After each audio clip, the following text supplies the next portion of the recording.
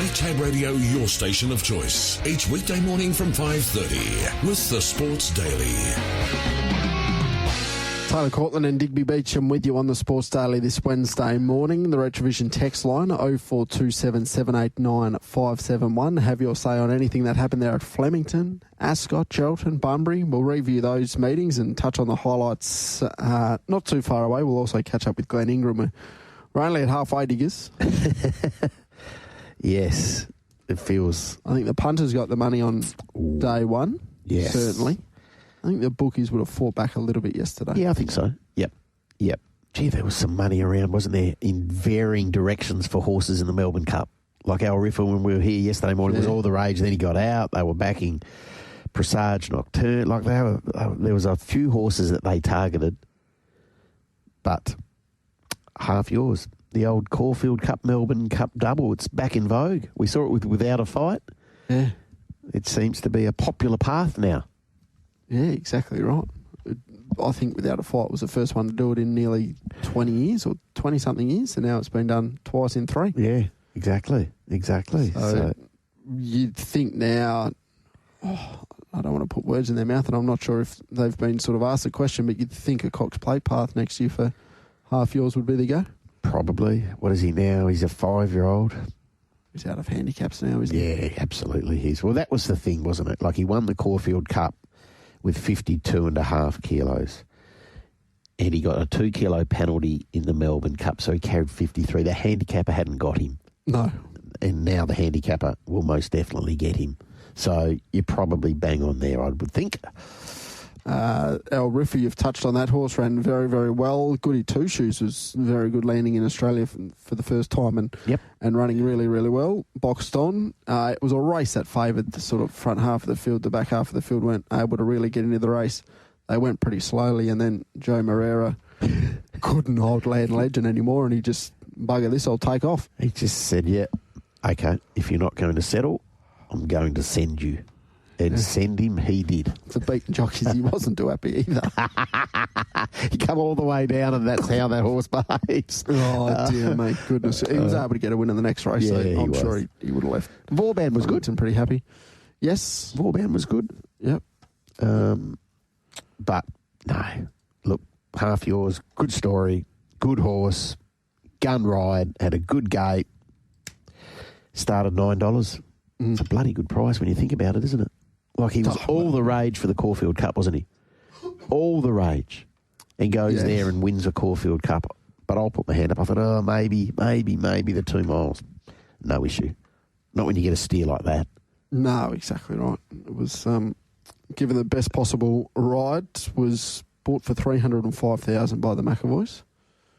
Calvin went to the sale, or his budget for that horse was $120,000. Do you think the fact that he's almost gone 2.5 times over his budget, you think the old man's given him the tick of approval now? Yeah, well, that's right. Look, it's who knows? Who knows what happens now? You know, do some of these big owners say to Tony and Calvin McEvoy, here you go, here's a cup prospect. Prepare him or her for the race in 12 months' time. That's the sort of doors that might open now. Yeah, because you think of Tony McEvoy sort of before half yours, who do you think of? Haydock, Sprinter? Yes. Sunlight?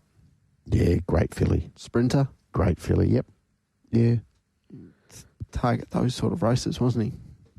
And you got V8 going up to, I think, about a mile. That was about... Did he win a Australian Guineas? Yeah, won a mile, didn't he? Yeah. But, no, it's a massive feather in their cap. How about the day Kieran Maher had, like up there, the big dance, had the first 3 across the line in that $3 million race. Now, I know we're talking Melbourne and all the rest of it, but Gringotts carried 62 kilos and won that race. Yeah. Gun ride, again, by Nash, but 62 kilos to win a feature. It's a big effort, isn't it?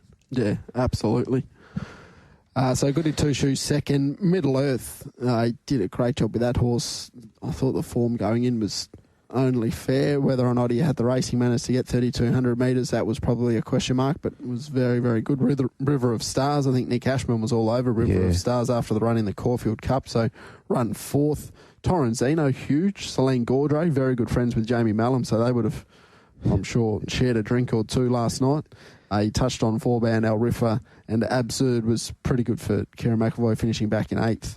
I'll tell you what, if you've ever seen a better 10th finishing Melbourne Cup ride than James McDonald from barrier number 22 on Maydan. Maydan, yeah, it was a ripper. Yeah, unfortunately the horse just didn't run a strong 3,200 metres, but the ride, and he was given every possible chance from that outside draw. Yep. Buckaroo finished last if anyone's still trying to wrap up their sweeps. I think he might have had a bleed, Buckaroo. Okay. So he'll have a ban and then hopefully come back and be okay. All right, absolutely. As we mentioned, it's only just half time though. We've got Thursday to go still, and actually looking through the races there yesterday, it's quite a good day at Flemington on Thursday. I always thought it was sort of the Oaks, and then outside of that, sort of benchmark racing. There wasn't many key factors outside of it, but as we mentioned, we've got Ray Magnerio going around. Obviously, the Oaks, some other nice races as well. The Group 3 for the fillies. Yep. They do battle over the 1,100 metres, and hopefully, as we said, I think the bookies fought back a little bit there yesterday at Flemington, so the punters need to get back on top on Thursday. To help us with that, Glenn Ingram joins us on the Sports Daily again. Very good morning to you, Glenn.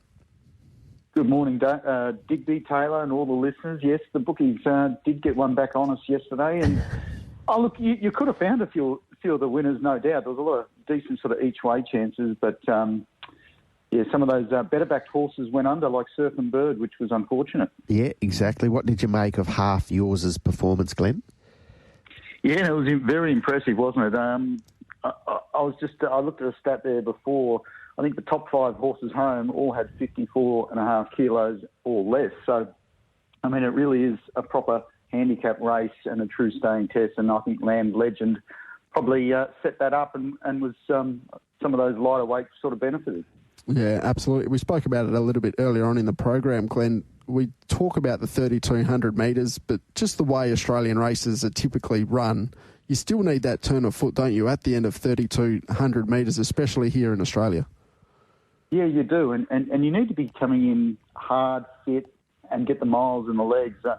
The old Bart Cummings theory, he used to work on the 10,000, was it 10,000 metres they had to have run, lead up. So, look, you need it. Look, when horses take off like Land Legend did, horses with a turn of foot are going to benefit. So half yours definitely got that. And got a beautiful ride too from Jamie Carr. It was fantastic. Yeah, it certainly was. Okay, so let's look ahead to tomorrow's big day, Oaks Day, day 3 of the carnival. We'll get, if we can, please, Glenn, some suggested bets and then perhaps your quaddie numbers. Okay, the best bet on the card comes up in race 5, number 10, Enzuto. It's a hard name to say. Hopefully it's worth it. Now, this horse was desperately unlucky, I thought, last start. He backs up from Saturday. I think he's ready to peak here. He drops back from a Group 2 to a listed race, and he was well supported on Saturday. And the market wasn't far off. He got held up at a key stage and hit the line hard. So he sets up to 1,600 metres. And he did win an open class here in March over a mile, and he's going to get a similar run to what he got that day. So I like him. I think he's the best on the card. It's quite a tough meeting. My debut play comes up in the Oaks. Now, a lot of people say, what are you talking about here? Classic Gem. She's still a maiden. She hasn't won a race, but she is a classic style of filly, and I think she's the best stayer in the race.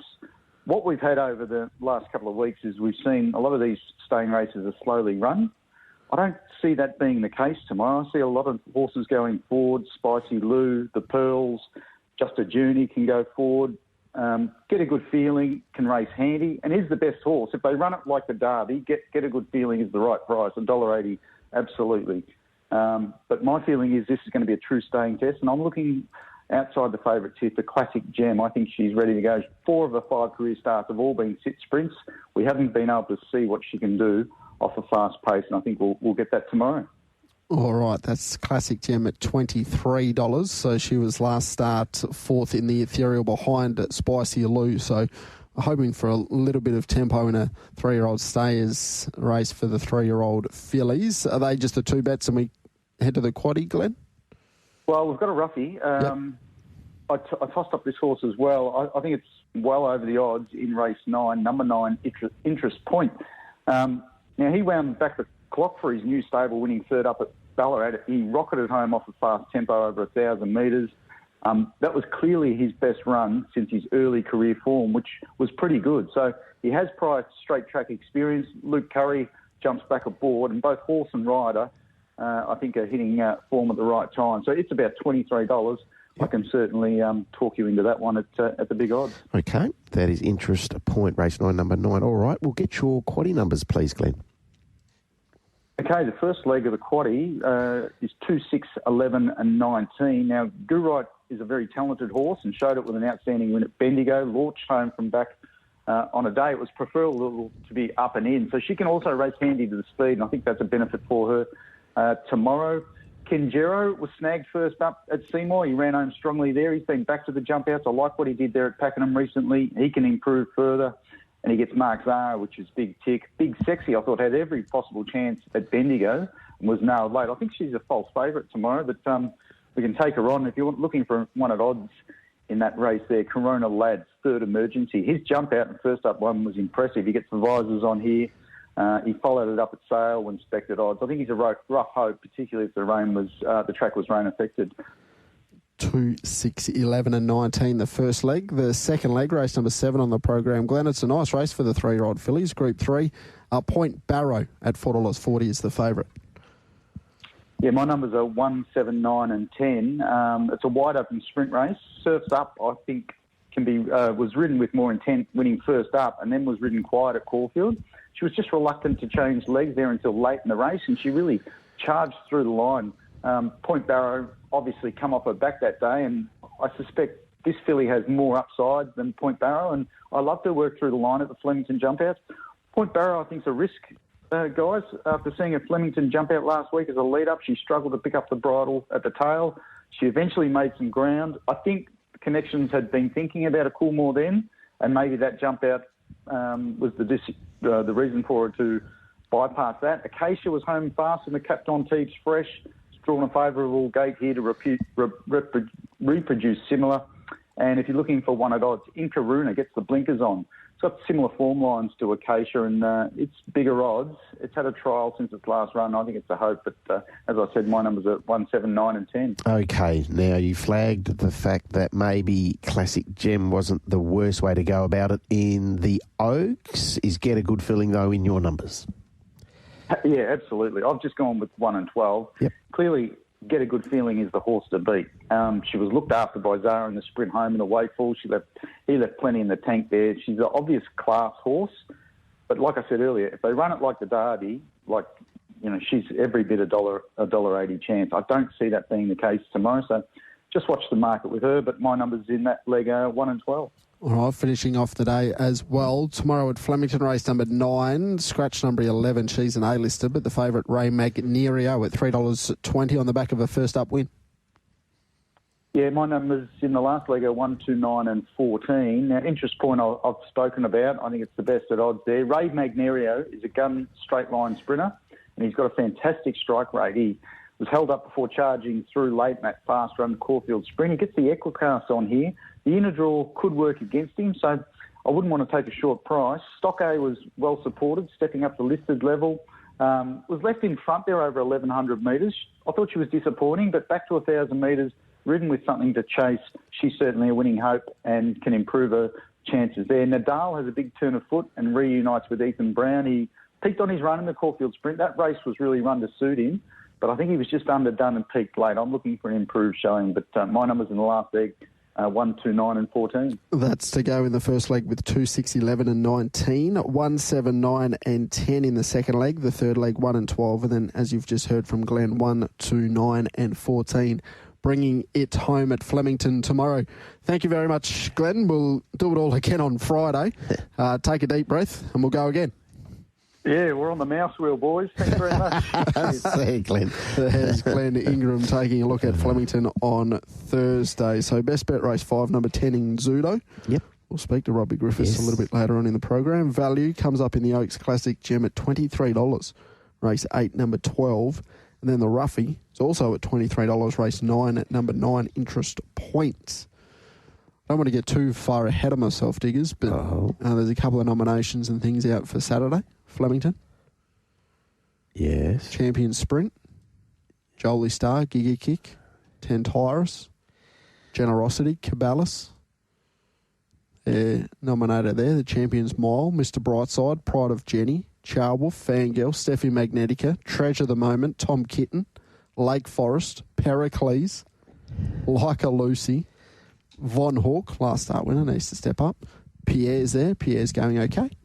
Yes. And then you've got Stapati, but the top sort of 8 named there, 9, I'll include Pericles. Hopefully they all show up there. And then the Champions Stakes, Yes. Or Buckaroo's nominated, he'll have to come out. Via Sistina, Chow-Wolf, Treasure the Moment, Tom Kitten, Lindemann, Vauban might do the backup. Yeah, he might do, yeah. Light Infantryman goes around there. Like a Lucy's also nominated there. Wooten Verney. He was flying. good. He was good. Be a big step up, but he was good last week. Absolutely. And then Kingswood's been nominated there, who was a winner yesterday. Gavin Bedgegood did say that maybe a Ballarat Cup or Perth was an option with Kingswood. Okay. So it sounds like Hedged from his stable at this stage might be coming over. So if he sends Hedged over, maybe Kingswood comes over as well. Has there been a shift in Clayton Douglas's thinking with Giga Kick? I haven't heard from Clayton. I heard Michael Felgate say on the verdict on Sunday morning that he was hoping to go to the CF4, or there was a chance he backs up into the CF4 after the sprint. So if that was the case, I dare say it'd be unlikely he comes to Perth. But Overpass will be here. Overpass will be here. Yes. Hopefully Ray McNerio will be here.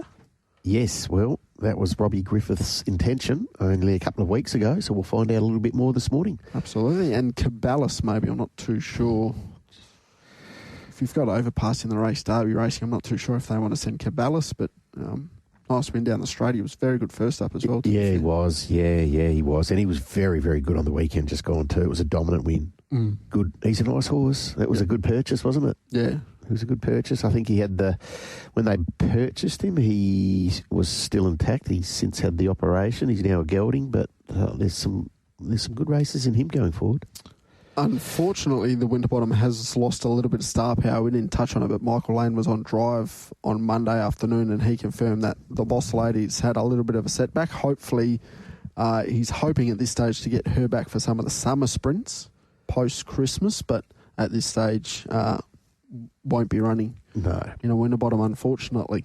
Disappointing because she's up to the good ones, isn't she? Yeah, she would have been in the top 3 local seeds, rope them in, Jokers, Grin and her, maybe, outside of the 3-year-olds if they push on. Yeah, I agree with that. No, it's a shame. It's a shame, but horse comes first, so let's hope that we do see her in either a Summer Scorch or a Miss Andretti or a Scenic Blast, one of those races. Absolutely. Shane Williams not too far away on the Sports Daily. We'll get a traffic report, and we'll also catch up with Thomas Carberry. So I think Glenn Ingram's thinking that Oaks will be run on Thursday. I think that'll work into the fillies' hands from Thomas Carberry's yard, who was behind Get a Good Feeling last time out. But before we do get to the roads, Diggers Bunbury and Cheltenham yesterday as well, we might start at Bunbury if there are any highlights there that might be able to point out for our listeners, horses to follow, maybe horses going well. Galway Shaw probably fits into that. Yeah, I'd agree with that. And I think the return yesterday of Sky Talker under a big weight would suggest that this is a horse that we follow. Mm-hmm. He's always shown plenty of ability, hasn't he? Sky Talker. So, that was, for mine, that was a pretty good effort. Now, he beat Basisto. Basisto's been in and around, but he went around $1.60, but carried 61.5, and it was a win of a horse who's better than Class 1 company. Yeah. Oh, he's always. Ever since that slashing run, I think Sean O'Donnell rode him, didn't he? Did Sean O'Donnell ride him that day when he's... I'm going to have a check now, TC. I need to... No, Jared Noski rode him a lot early on in his career. Sean O'Donnell rode... Sean's ridden him a couple of times, yeah. Yeah, when he was nowhere. Yeah, it was last turning for home and stomped home to run half a length behind a lot of good men. Beat home on Marker. Yeah, on debut. 2-year-old race. Yeah, exactly. So that was the one where we all thought, geez, this is a horse that we can follow. And he broke his maiden status at Belmont midway through last year. But, now in the care of Michael, I think you can follow him. Yep. All right. And then Geraldton, you mentioned it yesterday. Looking forward to seeing Belvedere Rocks back at the races and just did what he had to. Continues on his winning ways. Yeah, he did. Went around a very, very prohibitive quote, didn't he? But he was stepping up to 58 plus grade yesterday over that mile, and it was a pretty painless watch, to be fair. Went around at $1.20 from a good gate, sat handy, and extended beautifully to beat Never Sober by a length and a half. Yeah, absolutely. Good win by Zing to win as well, under a pretty big weight. Austin Gallardi up there at Cheltenham riding very well to kick off the season. Then I didn't mind the win of Snippety Legend as well for Tony Scully's yard. Yep. And the other one from his yard that I thought trialled well that you might be able to follow going forward, Scourge of the West. Yes. Ran second behind Fire the Guard, maybe just a little bit of race fitness told in the end, but Scourge of the West, I think it's a horse you can follow up there at Cheltenham this year. Don't disagree with that. That's Cheltenham and Bunbury. We've spoken about Ascot. Have your say, 0427 789 571, the Retrovision text line. We'll catch up with Team McEvoy just after 8:30 this morning. We'll also, in between 8 and 9, catch up with Lucy Fiore and Dan Pearce as well to recap Ascot and look forward to a big day on Saturday. Of course, Rockfest returns there in the Freetha with the Pearces, Dan and Ben. We'll chat to them. Between 7 and 8, we'll catch up with Josh Brown and Robbie Griffiths as well to try and find us a winner over the next couple of days. Josh Brown recapping a big day at Ascot yesterday. But now we'll head out to the road. Shayne Williams not too far away. Maytag Radio, your station of choice. Each weekday morning from 5:30 with the Sports Daily. On the Sports Daily, the Shayne train's coming into the station. Here's Shayne Williams with his winners for tonight's WA Greyhound Racing. All right, Shayne Williams yesterday there at Mandurah amongst everything else that was going on. Shayne was able to get his best up, race 8, number 1. Catch the Fields was successful. Neon Fury ran second, and then Finau ran third. Not horrible. No, but it's Finau. Sort of like the golfer, isn't he? Yes, very much so. Quite get over the hump. Are you not a fan of Tony? He doesn't win very often. No, he doesn't. No, that's a fair call. Shayne wins more often than Tony. Yes, he does. Yes, absolutely. Shayne Williams, and he'll take a look at the meeting tonight at Cannington, which gets underway at 6:41, 12 races on the program. And, of course, the betting code there is PD if you are heading into a retail agency. Shayno, good morning to you.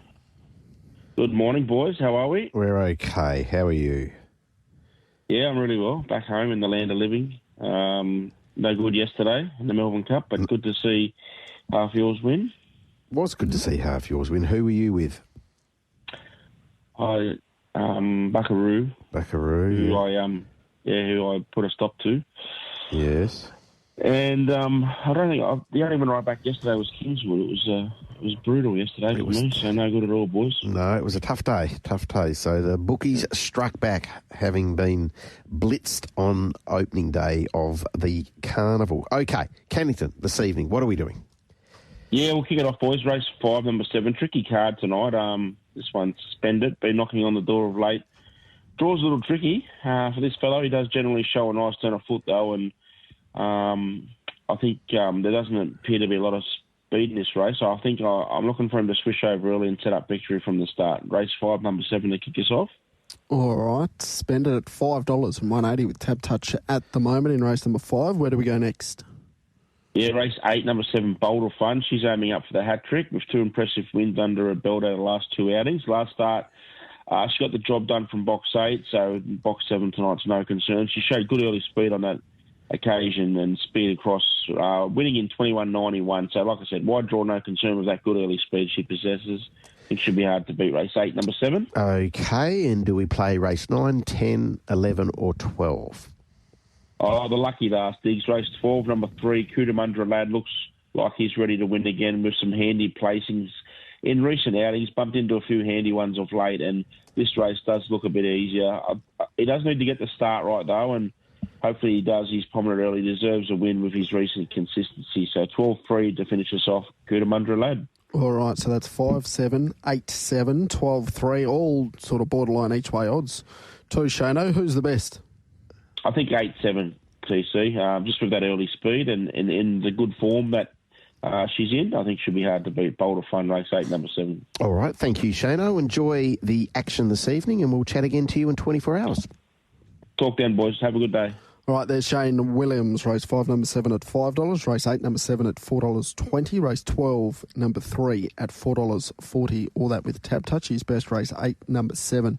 Of course, you are taking on Ollie Cownie's best bet on the Retrovision text line, 0427 789 571, the text line. A little bit of other sporting news, which the sporting world yesterday was a little bit quiet, Diggers, as you can imagine. It was all revolving around racing. A little bit of interesting news in the world of golf, that Live Golf are going to be moving to 72-hole tournaments going forward, as opposed to the 3-day tournaments they've had in their first 3 years of existence. You like that? Yeah. Yep. Yeah, I agree. I don't think it makes much of a difference. It obviously helped their ticket sales. You get an extra day. Well, exactly. Yeah, and the 54 holes, it's like, yeah. So I like the fact that they're now playing, I know it sounds silly, proper tournaments over the 4 days. I like that, 72 holes. That's what you've come to expect with a golf tournament, the duration, so that's good. Be good for Adelaide. That'll be heaving once again. The Grange, the last year it's at the Grange too, 2026. Don't know much about the club it's moving to in 2027. No. I didn't know much about the Grange before Liv went there, but I think that's one good thing about the Liv, and people can argue, you know, we don't watch it too much, and the coverage, some countries it's hard to work out the time slots and all that sort of thing, but at least they are travelling around the world. They do, yeah, they take it to the people. Yeah, and it's obviously been a big hit in Adelaide. Cricket-wise, the Ashes squad's going to be named at around 8 o'clock this morning, WA time. Yes. Now, there seems to be a fair bit of conjecture that, well, Constas is gone, and it's either Renshaw or Weatherald. I think, as you touched on earlier this week, TC at the top of the order, and Green, in all likelihood, is going to slot down at 6. So will they both be named in the squad, though, Weatherald and Renshaw? It would seem so. It would be. Yep, it would seem so, yes. So we won't really know much about the team. Well, we'll know that Constance won't be playing, but I think we already knew that. We knew that a couple of weeks ago. Yes, and whether, does Brendan Doggett earn a call-up to be part of the squad as well, should something go wrong with one of the quicks, but he's clearly in good nick, feels he's ready. He's probably in, arguably career best form, so he can press his claims. He'd be 4th fast bowler. Who else is Sean Abbott always gets a mention? Yeah.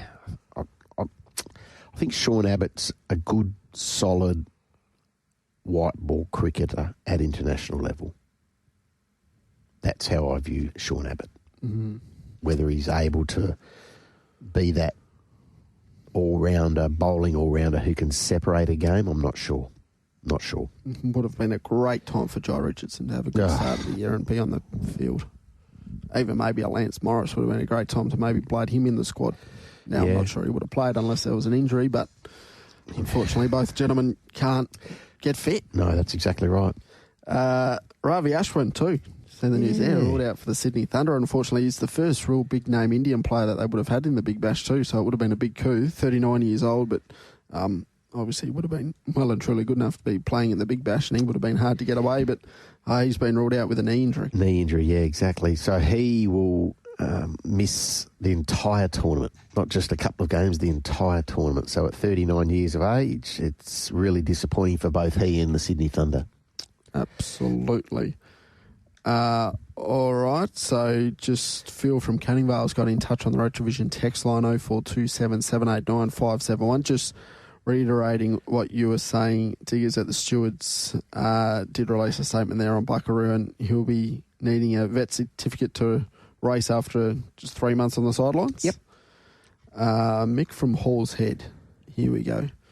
Had a horse in race 2 yesterday, so flew over for the experience. First time ever being at Flemington. Okay. Awesome race course, absolutely huge. Didn't even get up to the finish line. Misses flat shoes next time. No, she didn't take the flats. Mounting yard experience was awesome. Photo with Gay Waterhouse, magnificent person, has time for everybody she talks to. Our group were delighted to meet her. Steve and his team from Grand Syndications made our day to remember. An absolute bucket list day. Hopefully the mare gets there again. Can't wait to do that again. How good. Well done, Mick. Yeah, Let us know the name of the horse too so we can follow along. Thanks for that text. That's terrific. I suppose we could just go to race 2 and find out the Grand Syndications horse. That would be the easiest way to do it, I'd imagine. But, yeah, as we said, you've got a Giggenback. Ran 8th. Giggenback.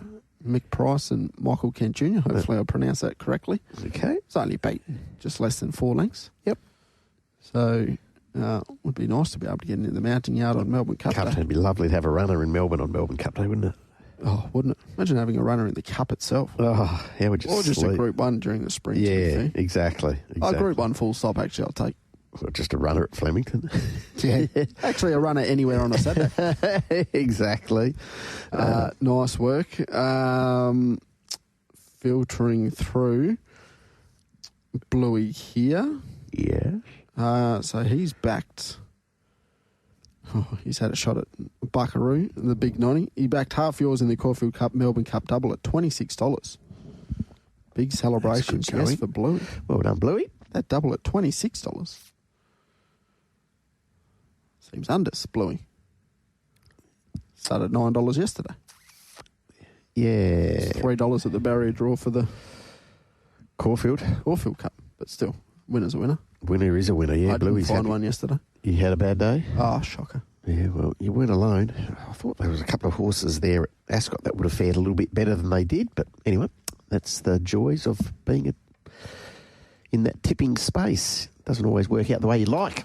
No, unfortunately not. Had a mate that was messaging me, and we got to about 2 o'clock in the afternoon, and he said, every year I'd say, don't bet on Melbourne Cup Day. And then what happens? Bets on Melbourne Cup Day? Yeah, you get to work at 7:45 in the morning, you have a bet in the 2-year-old race. Yeah, that went well. The joys. Off the day? Yeah. No, look, it was a great day. And as I said earlier, TC, I was wrapped for everyone involved with half yours. It's a great story, but I was equally delighted that there was no issue in the Melbourne Cup. Another year where the protocols have been implemented and the protocols have been a resounding success. Yes, absolutely. So I think, what are we touching wood? I think we're going on 7 or 8 years, maybe, going through the Cup. And all of the horses, sadly, who have perished or have come to grief in the Melbourne Cup have been Northern Hemisphere horses. Mm-hmm. So the protocols that are in place are strict. Don't get me wrong, they're really strict. And it's disappointing if you've got a horse that you think can go and compete at the pointy end of a Melbourne Cup. But the protocols are in place for this reason. We're celebrating the Melbourne Cup today. We're not sitting here going, gee whiz, there might be an inquiry into that and what's going to happen here from government pressure, all the activists. There's none of that. It's great. One Australian-bred horse in the race. Yesterday. Yep. Is that right? Mm. One. Do you know who that was? Half yours. Yep. Is that it? Yep. Is that the only Australian-bred horse in the race? Yep. I did not know that. There you go. You learn something new every day. You do indeed. Yeah, very much Morning so. to you, Jeff Miller, as well, as you walk into the studio. All right, we need to fight back. And Thursday, Flemington, we can do that, hopefully, in the Crown Oaks. And hopefully we can get a little bit of a push from Thomas Carberry, the trainer of Strictly Business, who was very good last time out in the Wake for on Saturday. Thomas, thank you very much for your time and a good morning. How are you? Going very, very well, thank you. How's Strictly Business going ahead of the Oaks on Thursday? Yeah, she seems to have taken the Wakeful run very well, and she seems to have stepped out with a bit more purpose. So, yeah, we're looking forward to going up and trip and getting back there. Thomas, she gets to 2,500 metres very quickly, just the third start of this preparation. Was it always the plan to do it this way? Not exactly, but I suppose it was the aim to get to that race, but I suppose just things didn't work out earlier in the campaign that we could run her, so we just had to wait for the race that suited the horse and the jockey, because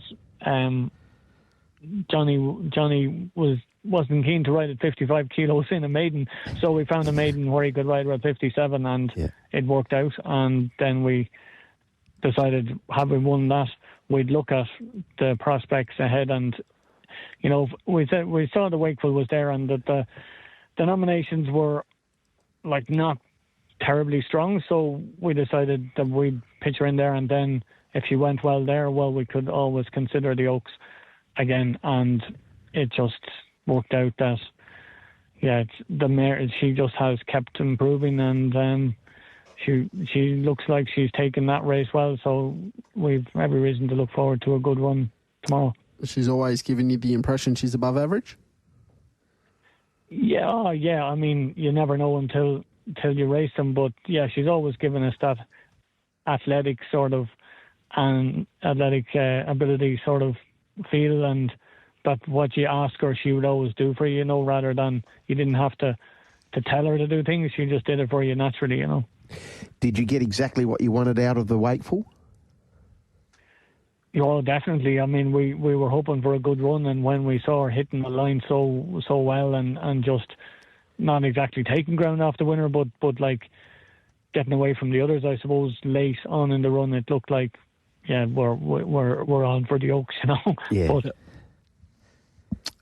up to the 2,500 metres, obviously there tomorrow, Thomas, and we spoke to Glenn Ingram on the show a little bit earlier on, and typically we get to this Oaks distance and it's quite a softly run 2,500 metres, but he was of the opinion that there might be a little bit of pressure in this race. Do you think that's going to suit your filly? Oh, well, definitely, because it will help her sort of just get into a nice rhythm and just enjoy the run rather than trying to settle in a slowly run race. So yeah, if they jump out and go a nice tempo round, they bend into the back straight and then just gradually build from there, I'm sure that will suit us perfectly. That's the way you'd like to see it run. I suppose I don't think anyone wants to see them hack around the into the back straight and then just sprint. I'd say the former would be much more preferable. What sort of distance range will we see this filly over in the autumn, Thomas, as a sort of a rising 4-year-old? Yeah, I think 1.5 miles is probably her go-to trip, and 2,000 to 2,400, I'd say, would be in it. Obviously, you'd consider the like of the South Australian Oaks or whatever, but yeah, I suppose she has to get tomorrow out of the way first and see what way it all pans out. Yeah, absolutely. You obviously don't have a big team, Thomas, but to have a runner during the Cup Carnival and especially in a Group 1 and the main Group 1 on the day in the Crown Oaks must be very exciting for you. Yeah, it is, and the owners are just beside themselves to have a horse like this that can represent them, in this way, because, no, I don't think anybody gets into horses thinking they're going to end up there. I mean, no matter what you pay, but it's.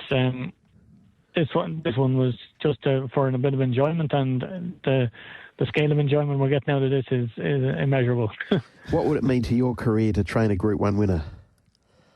Listen, to have a Group 1 runner is fantastic, and to have a winner would be unreal. But we're just happy to be part of the action, and I think we speak for everyone. This is what you do it for, and it's great fun, and it helps you do the work, I suppose.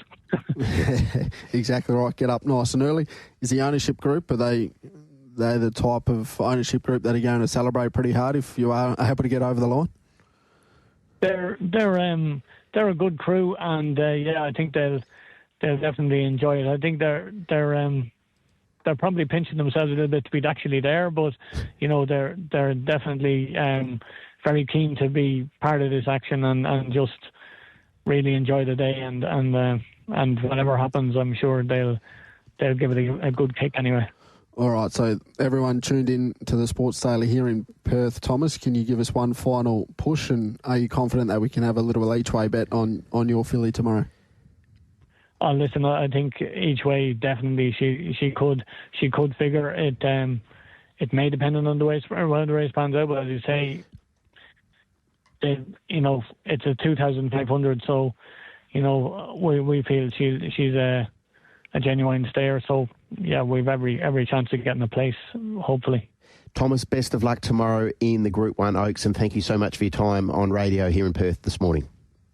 You're very kind. Thank you very much. Best luck to everyone. There's Thomas Carberry with Strictly Business, currently at $10 with Tab Touch, of course, ran second in the Wakeful, behind Get a Good Feeling up to the 2,500 metres, as you've heard there from Thomas, going to be a big tick.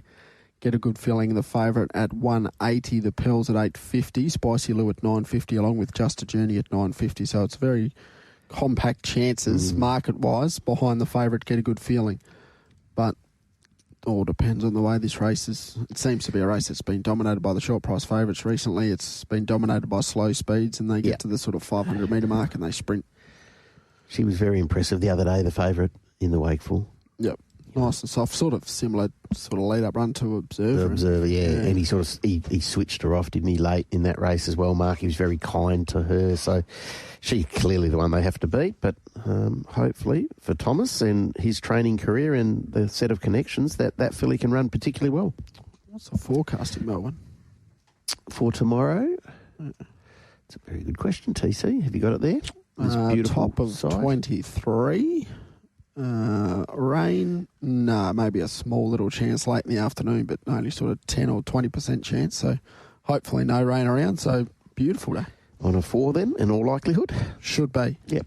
Should be. So we'll get back to that. And then Saturday, top of 13. A top of 13? Top of 13. Whoa. Whoa. There's about a 35%, 45% chance of rain throughout basically the whole day. Top of 13. Gee whiz. Winds getting up to around 30 kilometres as well. Ugh. Be nice and fresh. Oh, won't it just? Won't it just? That's right. Well, Fisher will have to warm them all up. Yeah, you'll be right. Just stand out on the track by then. What's his best work, Fisher? Oh, that's his best song. You don't... He's a DJ, isn't he? He's not a singer. Yeah. No. Okay. His best work's been at the Adelaide Golf thus far. Oh, he does that, does he? Yeah. Okay. Cam Smith does the shoey. Right. Is he Australian or is he American? No, he's Aussie. Aussie, is he? Okay. Yep. All right. I think he lives in Spain and does all the... Ibiza and all that. Yeah. Does he? Okay. Oh, well. I believe so. Right. We'll play some of his music throughout the day, maybe. Or not. Really get you up and about. Or I might need something like that. Yeah, well, you look like you do. Oh. All right, out to a break. Back shortly. Make Tab Radio your station of choice. Each weekday morning from 5:30 with the Sports Daily.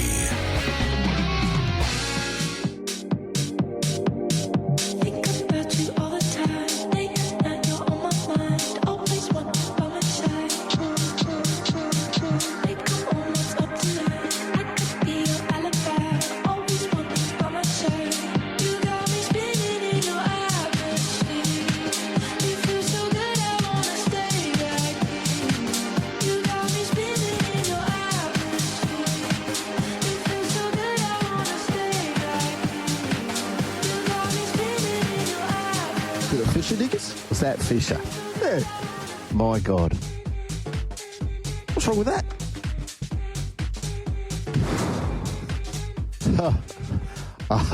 Wowee. What else do you need after Champions Day? A lay down. I'll need one now. Wowee. Yeah, okay, so that's him. What's his first name? Or is he just go by like... Oh, Fisher. Fisher. Right, okay. Middle name's Fisher. But he's going to be immensely popular. Oh, massive. There'd be at least 15,000 people, I dare say, going to the races just to see him. Really? Mm-hmm. Okay. Jeez, I'll be out of touch, aren't I? But that's all the younger people with the DJs. Yeah, that'll be their, I dare say, the VRC's way of getting the younger crowd on track, which it's going to work. And they're doing a good job. All race clubs, to be fair, here, abroad, interstate, they're doing a really, really good job getting the younger generation to the races. It's terrific to see. Here at Perth Racing, Railway Stakes Day, I think the DJ crew, Hot Dub Time Machine's the one that's playing after Railway Stakes Day. I think they're quite popular as well. I don't know a lot of their work. What's that? What are they called? Hot Dub Time Machine. So tub with a D. Hot tub. Oh, wowee. We'll play some of that. I'll let you listen to some of their stuff. No, please in the ad break. No. Well, someone's not happy. They said that is utter shit, boys. Yeah. Yeah, well, I'm with them. Who is that? Oh, it's Benny from Bunbury. Yeah, I'm with you, Benny. Everything upsets Benny. No, it doesn't. Just me. Yeah. Oh, dear. Yeah. Jim, the Pommy Pie. No, we're taking on Best Bets. We're not taking on Shayne Williams. We're taking on Ollie Cownie. His preview at Gloucester Park at 8:45 this morning. Of course, that meeting getting underway just after 11. Normally would have been on last night, but there's enough going on yesterday, and they've shifted to a day meeting today at Gloucester Park. 7 o'clock here on the Sports Daily. Dan Pearce not too far away. We'll catch up with him in about 10 minutes' time. And Calvin McEvoy on the Sports Daily just after 8:30. All still to come. Plenty happening. Make Tab Radio your station of choice. Each weekday morning from 5:30 with the Sports Daily. Taylor Cortland and Digby Beecham with you this morning. We've had a little bit about Fisher there. There's some really positive text messages coming through as well. I bet. No, Paul from Palmyra. Diggs, you will love Hot Dub. He does mashups of all the classics through the years. You were just playing a bit of... Hot Dub Time Machine. Now I get it. It's a time machine. Goes back through the classics. Sophie alerted me to that. So I understand where the name comes from now. Who said I'd like it? Paul from Palmyra. Paul from Palmyra. That's on Railway Stakes Day. That's on Railway Stakes Day. So we've played a little bit. Yeah, well, I'd rather a little bit to you. I like them better than Fisher.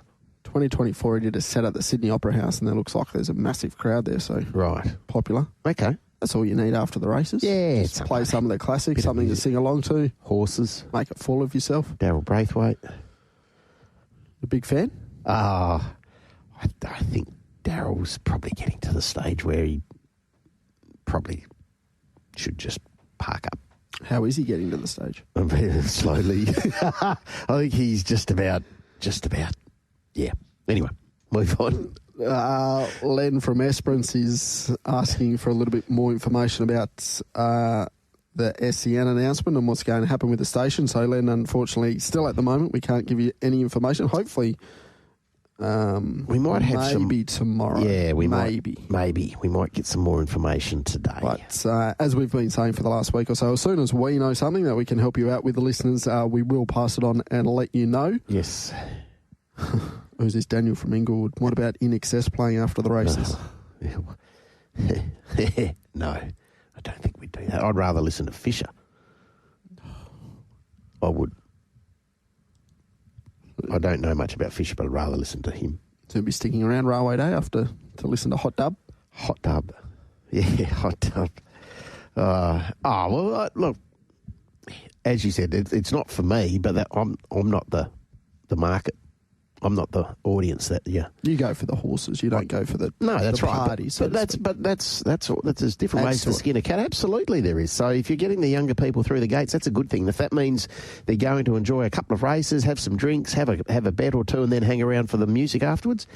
All power to the officials that organise that. Yep, absolutely. Hopefully a few young people that got to the races there yesterday for Melbourne Cup Day, they come back over the pinnacles as well because looked like a big crowd. I'm not too sure what the figures or anything were like, but massive numbers there.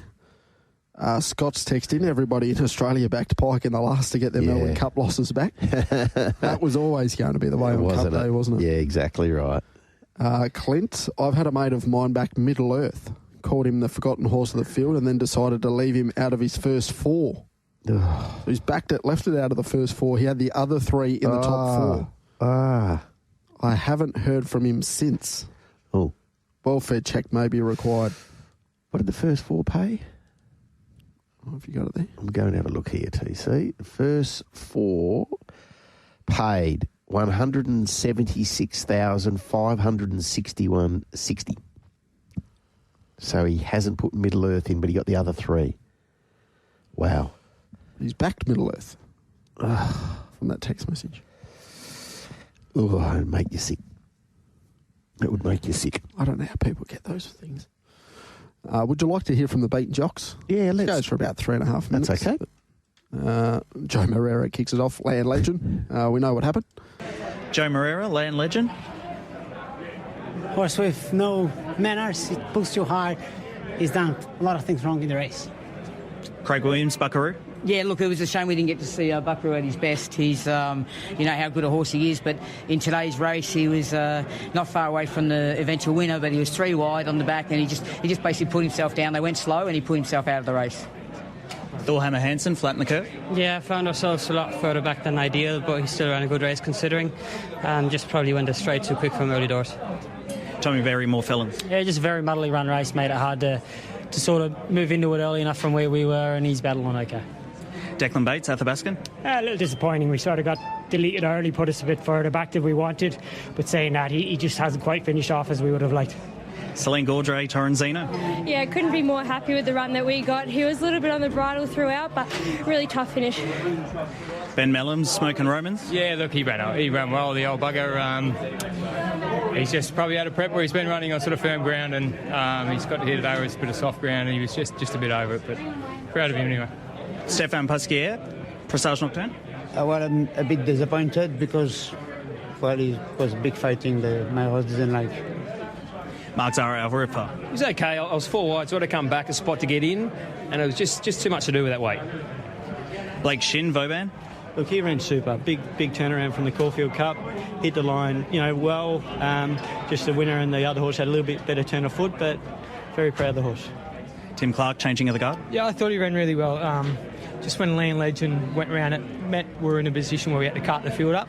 Probably cost him running a few placings closer. Bo Mertens, River of Stars? She was fantastic. Slow tempo early probably didn't suit her, but when Land Legend took off, it really made her relax and get her in a comfortable position. She travelled in really well. Probably didn't have the sprint like the others, but she's just done a good gallop to the line. Very proud of her. James McDonald, Maidan? Yeah, he ran well. He's got into a lovely spot, switched off well, but just probably found the 3200 fraction far. John McNeil, Valley and King? Yeah, they found their spots quickly inside me. I wasn't able to get in and give him every chance today.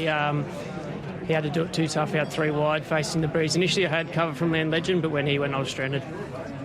Karen McEvoy, Absurd? Yeah, he ran well. The pace wasn't that strong for the first part and had to give them a start, but he picked up and moved into it well. Good honest run. Ethan Brown, Middle Earth? Yeah, he ran great. That's obviously his trip. He showed his true colours today, and he's going to be a much better horse next prep. That'll toughen him up, but he couldn't have ran much better. Robbie Dolan, Royal Supremacy? Yeah, the wide barrier wasn't his aid today.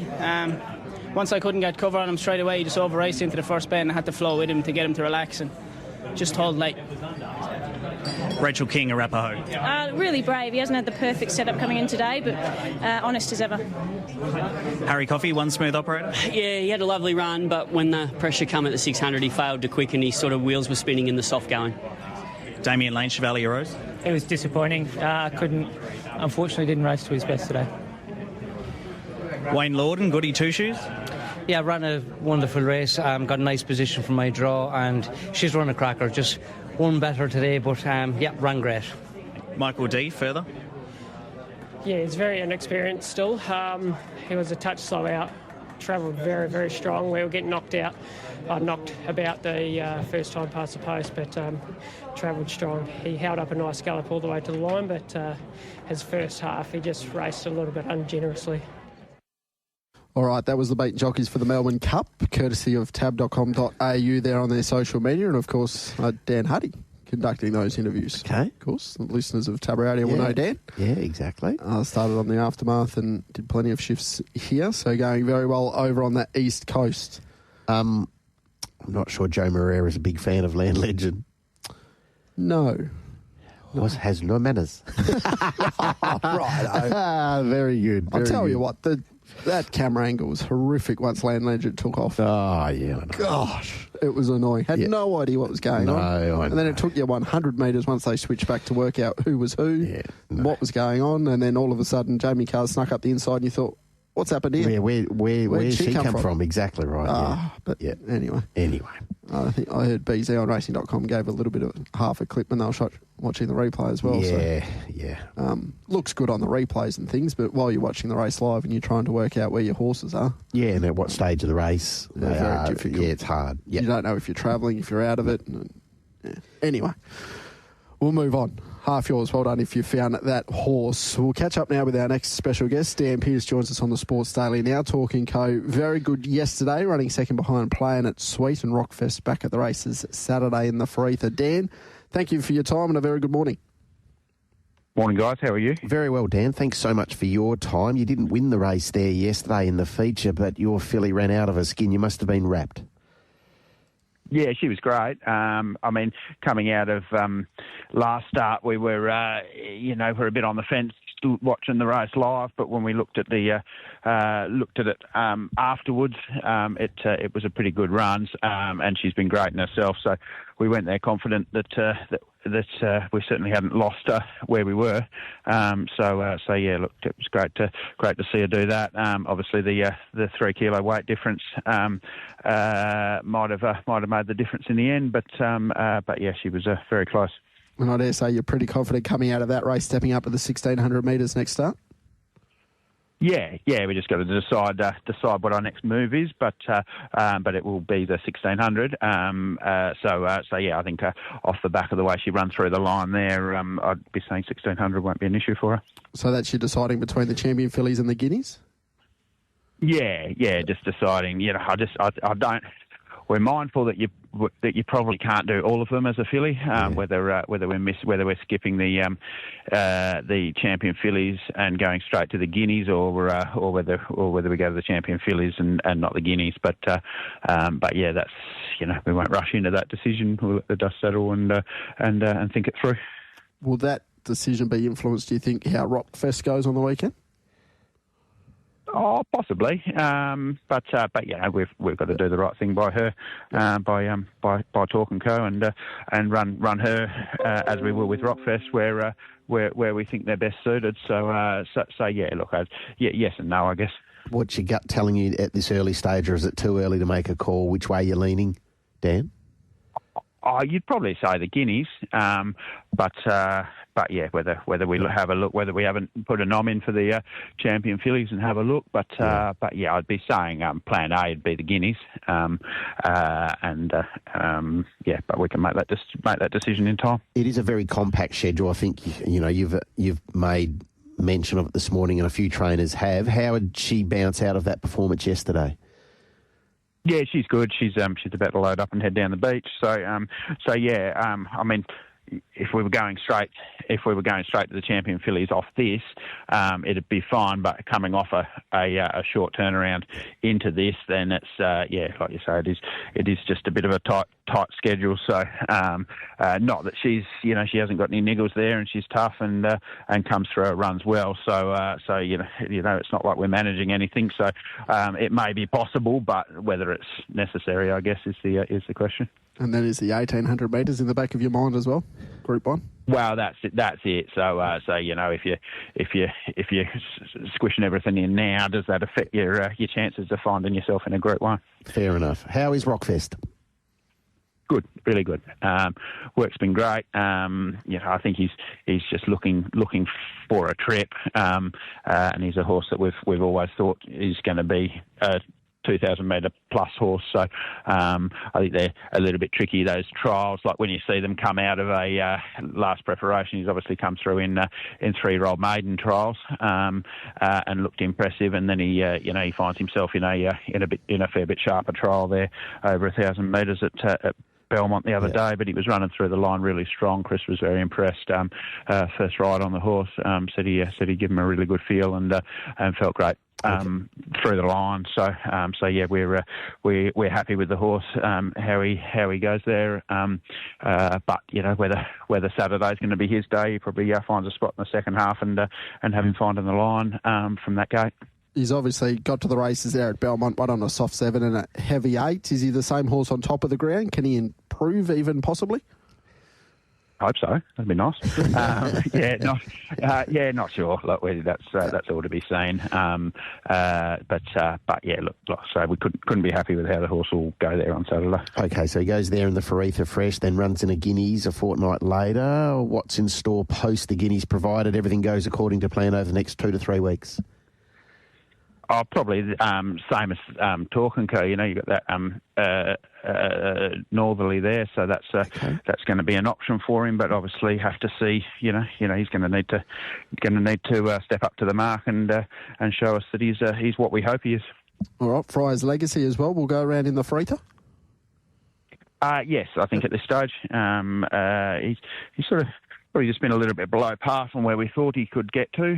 We thought he was close enough to a level with the other two. But he probably needs to improve off that northern effort to be featuring. But we'll give him his opportunity there, and we can always rein the expectations back if we need to.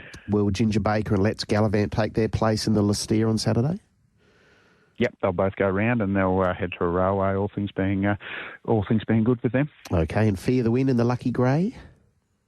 Yes, yeah, he's going super. His couple of runs this prep have been great. No luck in the Northern Cup, and the plan was just to find a spot in the field where he's comfortable and have him running through the line. And he seemed like he was playing dodgem cars and just getting bounced and buffeted around all over the place, and still found the line well. So yeah, look, he's going very well. Whether he just needs that next one a bit more distance, but I wouldn't be surprised if he was picking up one of those races on the way to a Perth Cup. How's the campaign been with Let's Gallivant? Because we know we haven't seen him since the Perth Cup in January. Yeah, he's been good. He's had a lot of work. Like he's had a big sort of rehab prep and lots of swimming and walking, and he never got to the stage where he blew out and became fat. He is quite a round, heavier sort of build of horse, but we throughout that whole preparation he's just kept doing lots and lots of work, and so I guess like what I'm trying to say is he hasn't just been thrown in the paddock for 12 months and let get fat and round. So he's I don't think his fitness will be an issue. He seems very sound, and he actually jumped and was fresh and like in that trial, I just said to Brad, just have him where he's comfortable and give him a stretch out in the straight, and he's jumped and travelled and put himself on speed, and he said he felt great and felt fresh and well. So yeah, look, he's going well. I mean, they keep showing that Tab Touch ad. It reminds you how good a run he was in the railway last year. You know, like you build up 12 months for a Group 1, and then you draw the outside gate. You go back to last, and the jock gets off and says, "Geez, if it draws a barrier, it would have won." And you go, "Beautiful. We'll wait till next year." Just 12 months away. But yeah, they keep showing that ad with him screaming down the outside just to rub it in. But yeah, look, I mean, if he's certainly got the ability, and he just needs all his cards to land his way on the day. He's a remarkable horse, and I know you've spoken about him in plenty, Dan, but just the fact that he just turns up prep after prep. I mean, if you had a stable full of them, you know, you'd make millions, clearly. Yeah, well, that's it. And I mean, he's almost going to another level every prep. So yeah, look, he's a beauty, and hopefully it keeps continuing. All right, beautiful. Thank you very much for your time. All the best on Saturday, and then moving forward, hopefully we get to chat shortly. Thanks, guys. Cheers. There's Dan Pearce with Rockfest, exciting one going to the races, and then Fry's Legacy as well, both in the Faretha, and we get to see Let's Gallivant, Ginger Baker back at the races. Interesting. Talk and Co. perhaps misses the champion fillies because of this schedule, which asks a lot of the girls. Yes. He's not the first trainer to highlight it. We are looking at a really good filly, like an outstanding filly, Talk and Co. Is the champion fillies suffering because of this schedule? Is it suffering? If you don't have her going there because you're mindful of the workload, do we need to have a look at that schedule? Probably. But I think we've had this discussion for 3 years, haven't we? It's not a new discussion this year. But there's further evidence, potentially, that a high-class filly, your champion 2-year-old, who is going to run a mile at a next start, is not going to go to the champion fillies. I would have said we probably had enough evidence before this year, though. Yeah. But nothing gets done. No. Well, it's just food for thought, isn't it? Yeah, but I'm not sure. If it hasn't changed now, will it change? Well, I'm not too sure. That's sort of probably what I'm thinking. Yeah. Because I think Arcadia Queen missed the champion fillies as well, didn't she? She went to the Guineas. She went to the Guineas, and then she went on to win the 1800 metres. Yeah. Now, if you want to go to the 1800 metres of a northerly, the champion fillies, is that gap between runs probably ideal? It's probably not ideal. Some horses would be able to do it, but the Guineas into a Northerly is probably a little bit of a better setup if you're a 3-year-old going that way. Amelia's Jewel went that way, didn't she? Yeah. Went to a Guineas, beat the boys, and then so went if Dan and Ben Pearce are thinking she's going to be awfully competitive at 1,800 metres, you probably do go to the Guineas to give her the best chance. And then you get your rating up as well too, don't you? Or if you win the Guineas, are you guaranteed a run in the Northerly? I think both guaranteed a run, I think. Right. Champion fillies as well. Okay. Yeah, I just don't quote me on that. No, I understand, and it's not as easy as just saying, we'll just tweak this, tweak that. There's a lot of work that goes into programming. The lead ups, you move back. Yeah, exactly. But it I think we've spoken to a lot of trainers who have expressed some concerns about it. But anyway, I always found that funny with racing that the girls get the double dip, but the boys don't get the double dip. Like the girls, you can run in a champion fillies, and then you can run in a Guineas, where the boys don't get the chance to run in a champion fillies. Yeah, it's just the way it goes. Yeah, I know. Like you have the champion fillies after the Guineas, therefore if the girls do want to double dip, it makes it a little bit tougher to win the champion fillies. I'm not sure. And why are the girls sort of more compressed than the boys? Yeah. Going through the features. So anyway, food for thought, but that's interesting. That's really interesting that just maybe Talk & Co could be aimed up at a Guineas alongside Rockfest. And there's other implications for Melbourne Cup Day. You need that feature race for premium field costs or something like that around the country. So you need a feature on that day, I dare say. What that feature now becomes, I'm not too sure. Yeah. But you'd have to go all the way back to you change the 3-year-old race, and then what time's that? And the lead up to the 1,200 to the 14 to the 16. Yes. Good luck to whoever's doing the programming on that. Exactly right. We'll leave that to you. All right, we'll head out to the roads. We'll come back. We'll catch up with Josh Brown, who had a very good day there at Ascot, and Robbie Griffiths. We'll chat to him. Ray Magnerio goes around at Flemington on Thursday, and of course Legacy Bound. Very, very good on Saturday in the Coolmore. Make Tab Radio your station of choice each weekday morning from 5:30 with the Sports Daily.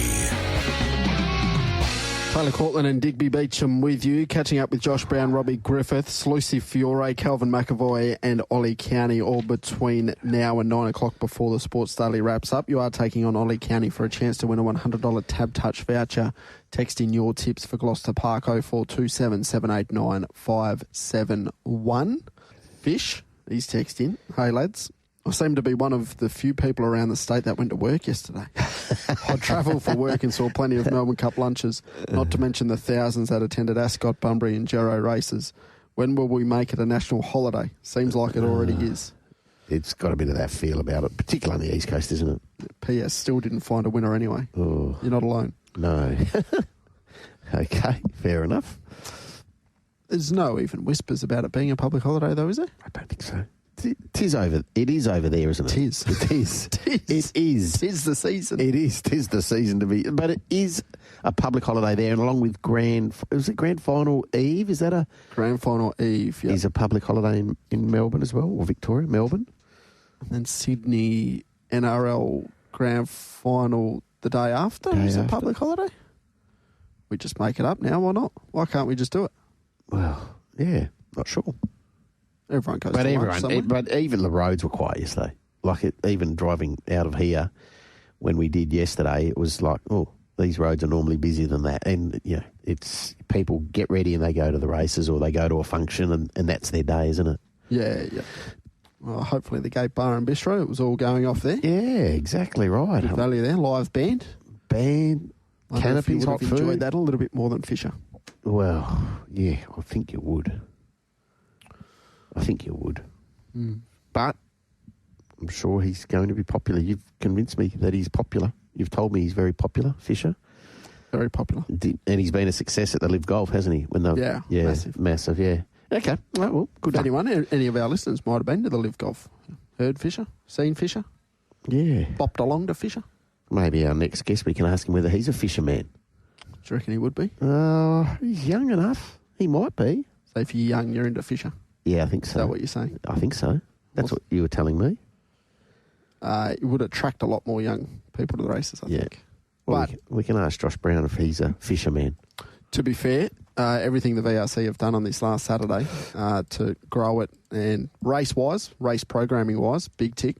And then hopefully Fisher does bring the crowd that they are expecting and you get maybe around 90,000 on the final Saturday. It's 13 degrees, though. Yeah, but it's Melbourne. Yeah, it's Melbourne. That's normal. What about Blogger? How's he going? Oh, Blogsy. Hasn't he been everywhere? He's been up and about. Oh, my God. Josh Brown, be a fan of him as well. Oh, yeah, we can ask him. Is he on the line? He's on the line. Josh, good morning. TC, Diggers, how are we? We're okay. How are you? You sound good. Yeah, no, going real well. Yeah, the voice box wasn't going too well before the races, and yeah, we really done a number on it yesterday. Now, first things first, are you a fan of Fisher? I am. Yes, I did hear you earlier. Yep, I'd love to see Fisher. Okay. See, there you go, Diggs. There you go. I think they're opening up. You can stand on the track and things too. Like it's on the track at Flemington after the last year. Is it? Okay, fair enough. Now, hopefully they don't nick the running rail. No, exactly right. Have form over there, the Victorians. Now, what about the performance of Wallula Lass yesterday, Josh? You must have been thrilled off the back of that little 400-metre jump out. Yeah, absolutely.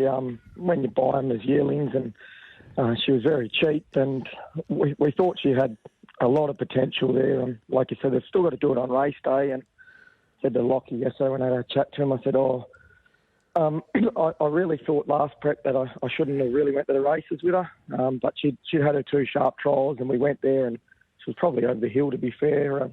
So yeah, it was really pleasing yesterday to see what she has shown me in her short career. Well, there wasn't too much time between the Northern run, where she did run 7th, that you are talking about, Josh, and then going back to the trials. So what did she do in that time? Yeah, so she went down to Harvey, and I'm obviously moving a lot of young horses around at the moment, and I ran my eye over 3 weeks after she'd been there, and she would have been lucky to fit back on the float. So I said, she can come home with me right now. So yeah, she just needed that little freshen up with the head, probably mentally more than anything. She's a bit of a hot, revvy little thing, and so she whacked the weight on really quick. So I said, she can come home now, and we'll get her back to the races. And she showed good gate speed and was able to burn the candle at both ends. Yeah, that's right. That was the main concern when I seen the barrier draw. I nearly threw the phone. So, but that was it was good to see her do that. I didn't instruct Lucy to burn her both ends, but I said, look, it's your job now with obviously that gate. I said she has got a couple of gears there, and when she come back, that's exactly what Lucy said. She said, geez, hasn't it got a little bit of change up speed when you ask her, so it's going to take her a long way. Yeah, so having said all that, do you think 1,200 metres we might even be able to see a better version of it? Yeah, I think so. Unfortunately, at this stage, all she wants to do herself is literally jump and go as fast as she can. So she's going to have to learn to settle. Lucy was able to get her under a little bit of a breather about the 600, which was pleasing to see. So hopefully with a gate we can see her sit and run 1,200. Now, what about the performance of Dubai's daughter, Josh? You've done a super job with this mare. She's gone from, winning a maiden less than 12 months ago in Esperance and having a really good time of it down there, to coming back to the metropolitan area, and yesterday takes out a Class 3. Yeah, no, she was super impressive yesterday, really. The more you look at the run, and she did have to burn early to get across. And she was really strong late. I know they had an opinion of her early. She even started in a Magic Moon, so it's always potentially been there with her. It's maybe just taken a little bit of time to put it all together. She's another one. She's a handful. She doesn't do a parade. So hopefully, as she's getting older, she's starting to get a little bit wiser, like me. All right, that's a slow maturing horse then. So it's probably a factor with horse racing that maybe we overlook a little bit. Just the fact that she was able to get that confidence there in Esperance and win a couple of races has obviously held her in really good stead. Yeah, absolutely. And we rode her with a sit down there. Esperance is not a place that you can generally lead and win. So we sat her. So that's another thing that she's got, that she doesn't have to just completely just run how she did yesterday. It was, I guess, similar with the barrier draw. I said to Luke, just come across and see if they want to hold up. On paper, there looked to be a ton of speed, and she was still able to cross them, but she doesn't need to do that to win her races. So, that'll go a long way for her as well going forward. That was start number 5 this campaign. Has she got one or two more left to fire, or is that it? Oh, I think she came back with a heart rate of 94 yesterday, so she's really at her peak fitness. So we've probably peaked her around about an hour was sort of soft on her early and let her gradually build her fitness with her races.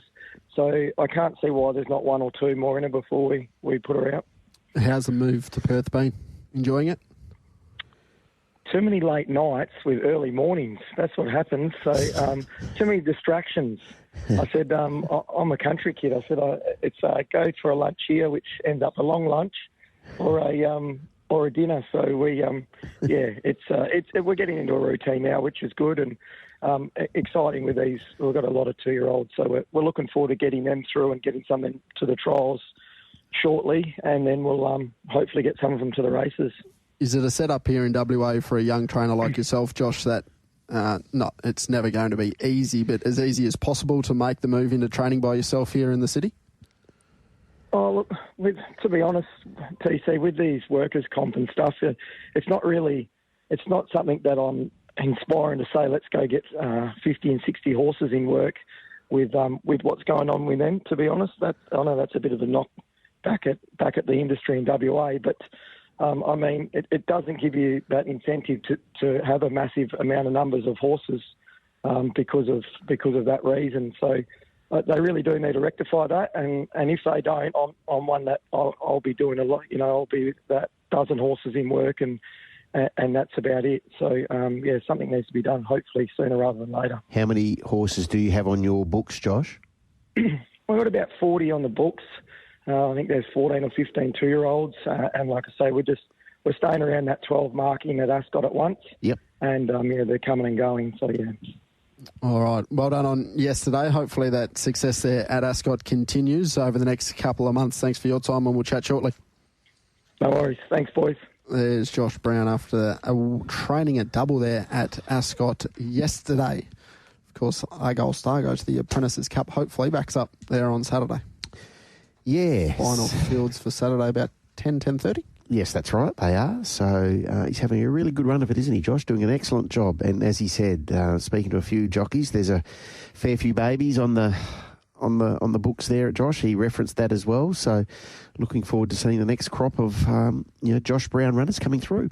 Absolutely. All right. We'll catch up with Robbie Griffiths very, very shortly. Has a nice team engaged at Flemington on Thursday, including in Zudo, which was Glenn Ingram's best bet of the day, race 5, number 10, was around the $4.60 mark when Glenn tipped that horse about 90 minutes ago.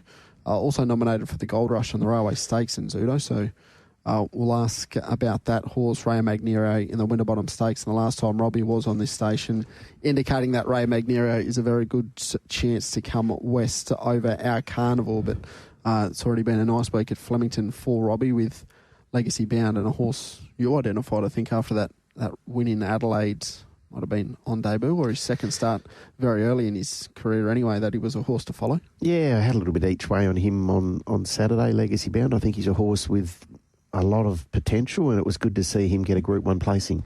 Absolutely. All right, we welcome in his trainer, the Sports Daily now, Robbie Griffiths. A very good morning to you. How do you do?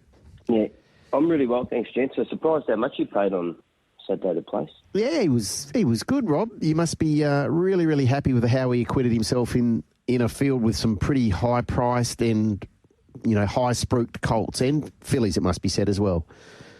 Yeah, well, I think that, running 1-8 with no sort of tailwind just goes to show you the quality of the race. And, the 1-2 were back, getting easier runs than him. No disrespect to them, they're outstanding horses, but I think it just adds credibility to his run that he could sort of be forward, no cover, and sustain his gallop to the line and hold third spot. I thought was very, very good.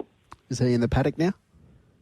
Yep, went this morning. The weather was a bit ordinary for a couple of days, so we just waited until it passed, and he's gone out this morning and he'll get ready for the autumn. And if we're happy with everything, we might stretch him in distance to the Australian Guineas over the mile. His dad won over the mile, so we think that that's an opportunity for him.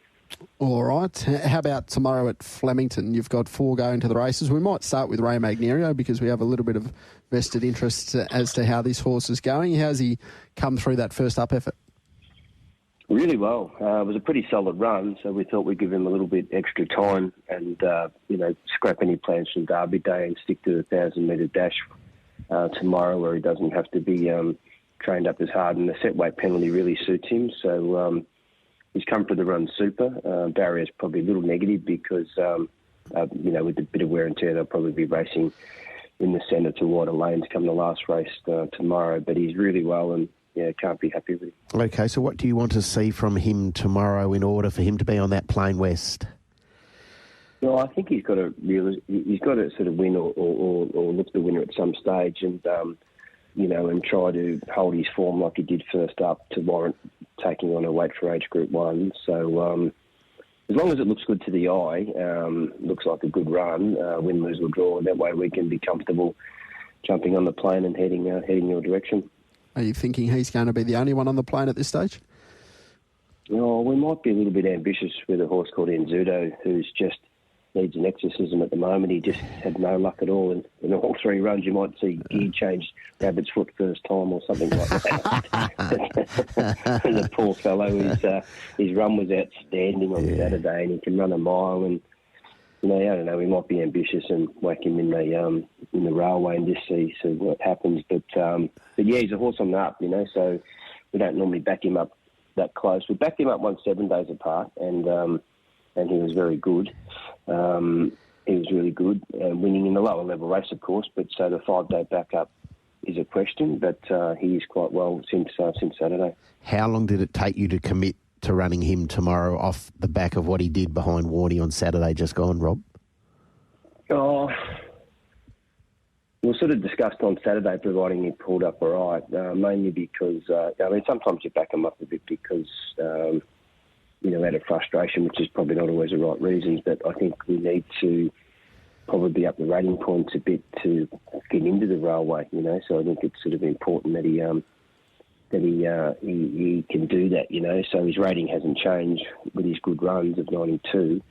So anyway, that's what we're thinking, and if he'd had won Saturday, we wouldn't have been under that pressure because he, winning a Group 2, and he would have been well and truly, up the rating to guarantee getting into the railway.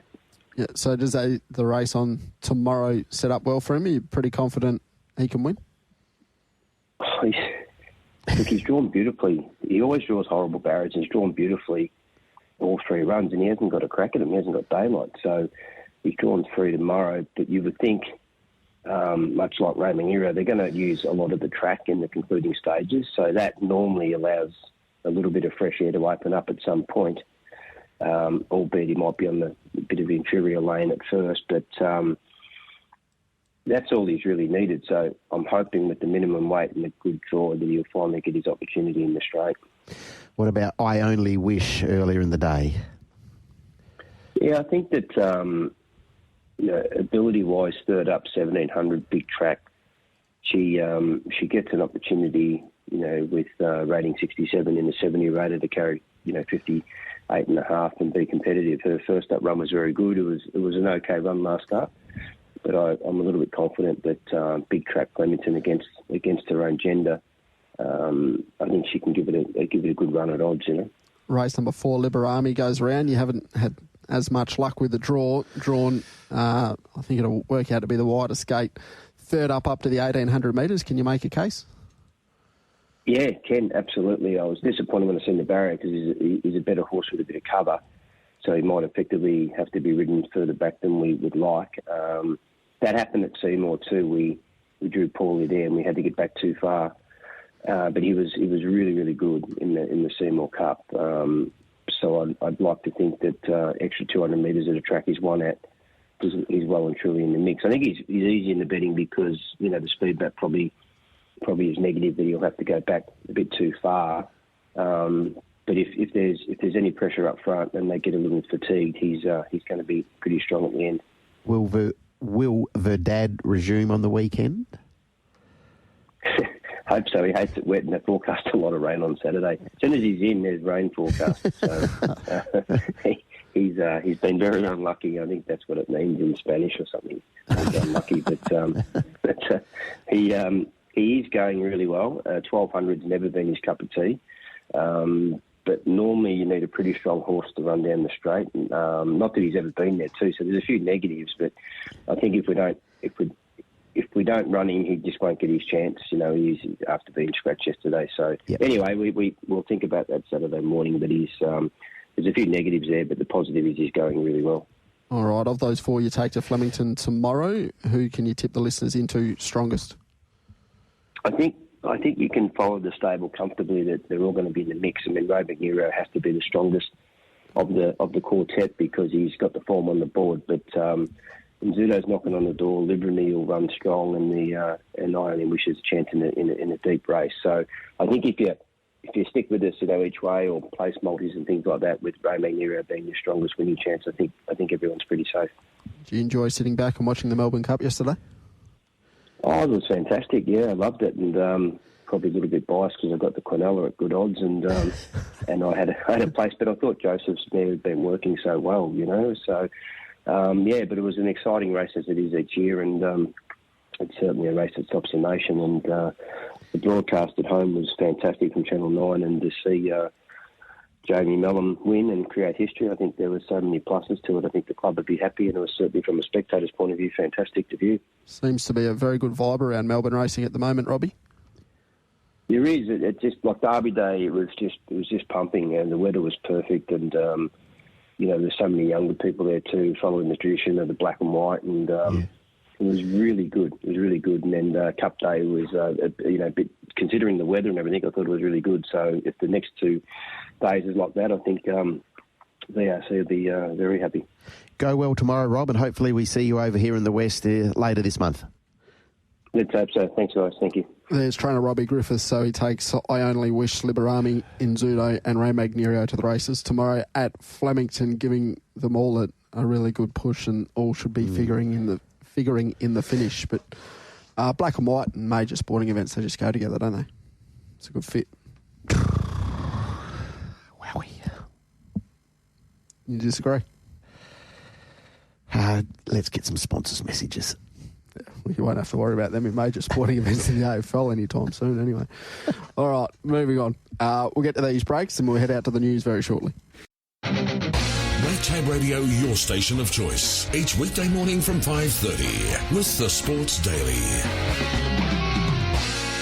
Okay, Lucy Fiore not too far away from joining us. We'll catch up with Kelvin McEvoy to talk about yesterday, the celebrations and the whirlwind ride that it has been with half yours over the last 6 to 8 months in particular. And then Ollie Cownie will preview harness racing from Gloucester Park here today at about 8:45 on the Sports Daily. Press release yesterday as well that we haven't touched on from Yulong. The Private Harry officially moving to Chris Waller's stable. that had been in the pipeline, I think, for a little while. Yes, and they confirmed that he was out for the spring, which I sort of already thought was confirmed, but they reconfirmed it. It's disappointing. It's disappointing, for the original trainer.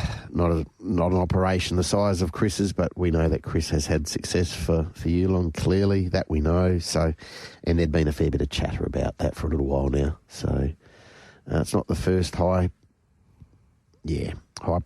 colt or anti that finds its way to the yard of Chris.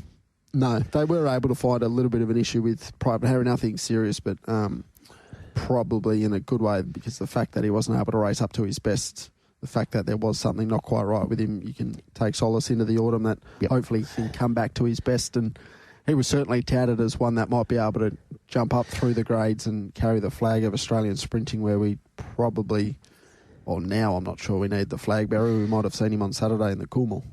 Yeah, exactly. And hopefully we get to see him on Saturday. It looks like we will. And gee whiz, what's his autumn look like?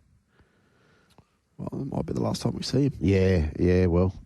Or does he go to a TJ as a 3-year-old, or what do you do? Because, but if he happens to win on Saturday, 2 Group 1s in the space of 7 days, as a colt, son of Street Boss, we're talking about 10 Tyrus here, boy oh boy, write your own ticket. Yeah. Stud-wise, gee whiz. That burst of speed that he showed, I'd love to see that furlong sectional whenever he found that gap, and then he hit the front. Gee whiz, he knocked them over in about he picked them 4 or 5 strides. Yeah, like everyone said, he's a better chase, he just needs one to chase. Well, did he let down? And then, of course, World Drivers' Championship continuing today at Cambridge with Gary Hall Jr. involved, of course. 4 minutes past 1. So there's 5 heats on today, heats 6 through 10 at Cambridge. So the first heat is race number 3 on the program. That's Heat 6. They've been run over 2 days previously. 4 minutes past 1 WA time. Okay. So that'll tie in not too badly with the Gloucester Park meeting. Yes. Agree. And Ollie Cownie will be joining us just after 8:30? Absolutely. 8:45. We'll catch up with Kelvin McEvoy as well. Lucy Fiore not too far away. She was just jumping on the last one to work. Never stops, unfortunately, for the jockey. She had a nice day yesterday taking out a feature race, but back on the tools nice and quickly. We'll go to the Retrovision text line, 0427 789 571. Ronnie from Allenbrook, can you ask Lucy if she knocked back the ride on Desert Whisper on Saturday, please? Saturday just gone, I dare say he's referring to. Yes, Chris was aboard Desert Whisper when she won. I did think Lucy had another ride in that race. Not sure which one it was. Or am I got that incorrect? I might have that incorrect. Classic Rogue, she rode. Cape Angel, Mystical Man, Storyville, Kalima. Yeah, she might. Oh, yeah, I'm not sure how that one came about, but certainly Chris was successful and he'll start his suspension incurred from last Saturday after this weekend. Yeah, so riding Super Smink, that's the main attraction in the Listera over the 1,400 metres. Super Smink came up with gate number 1.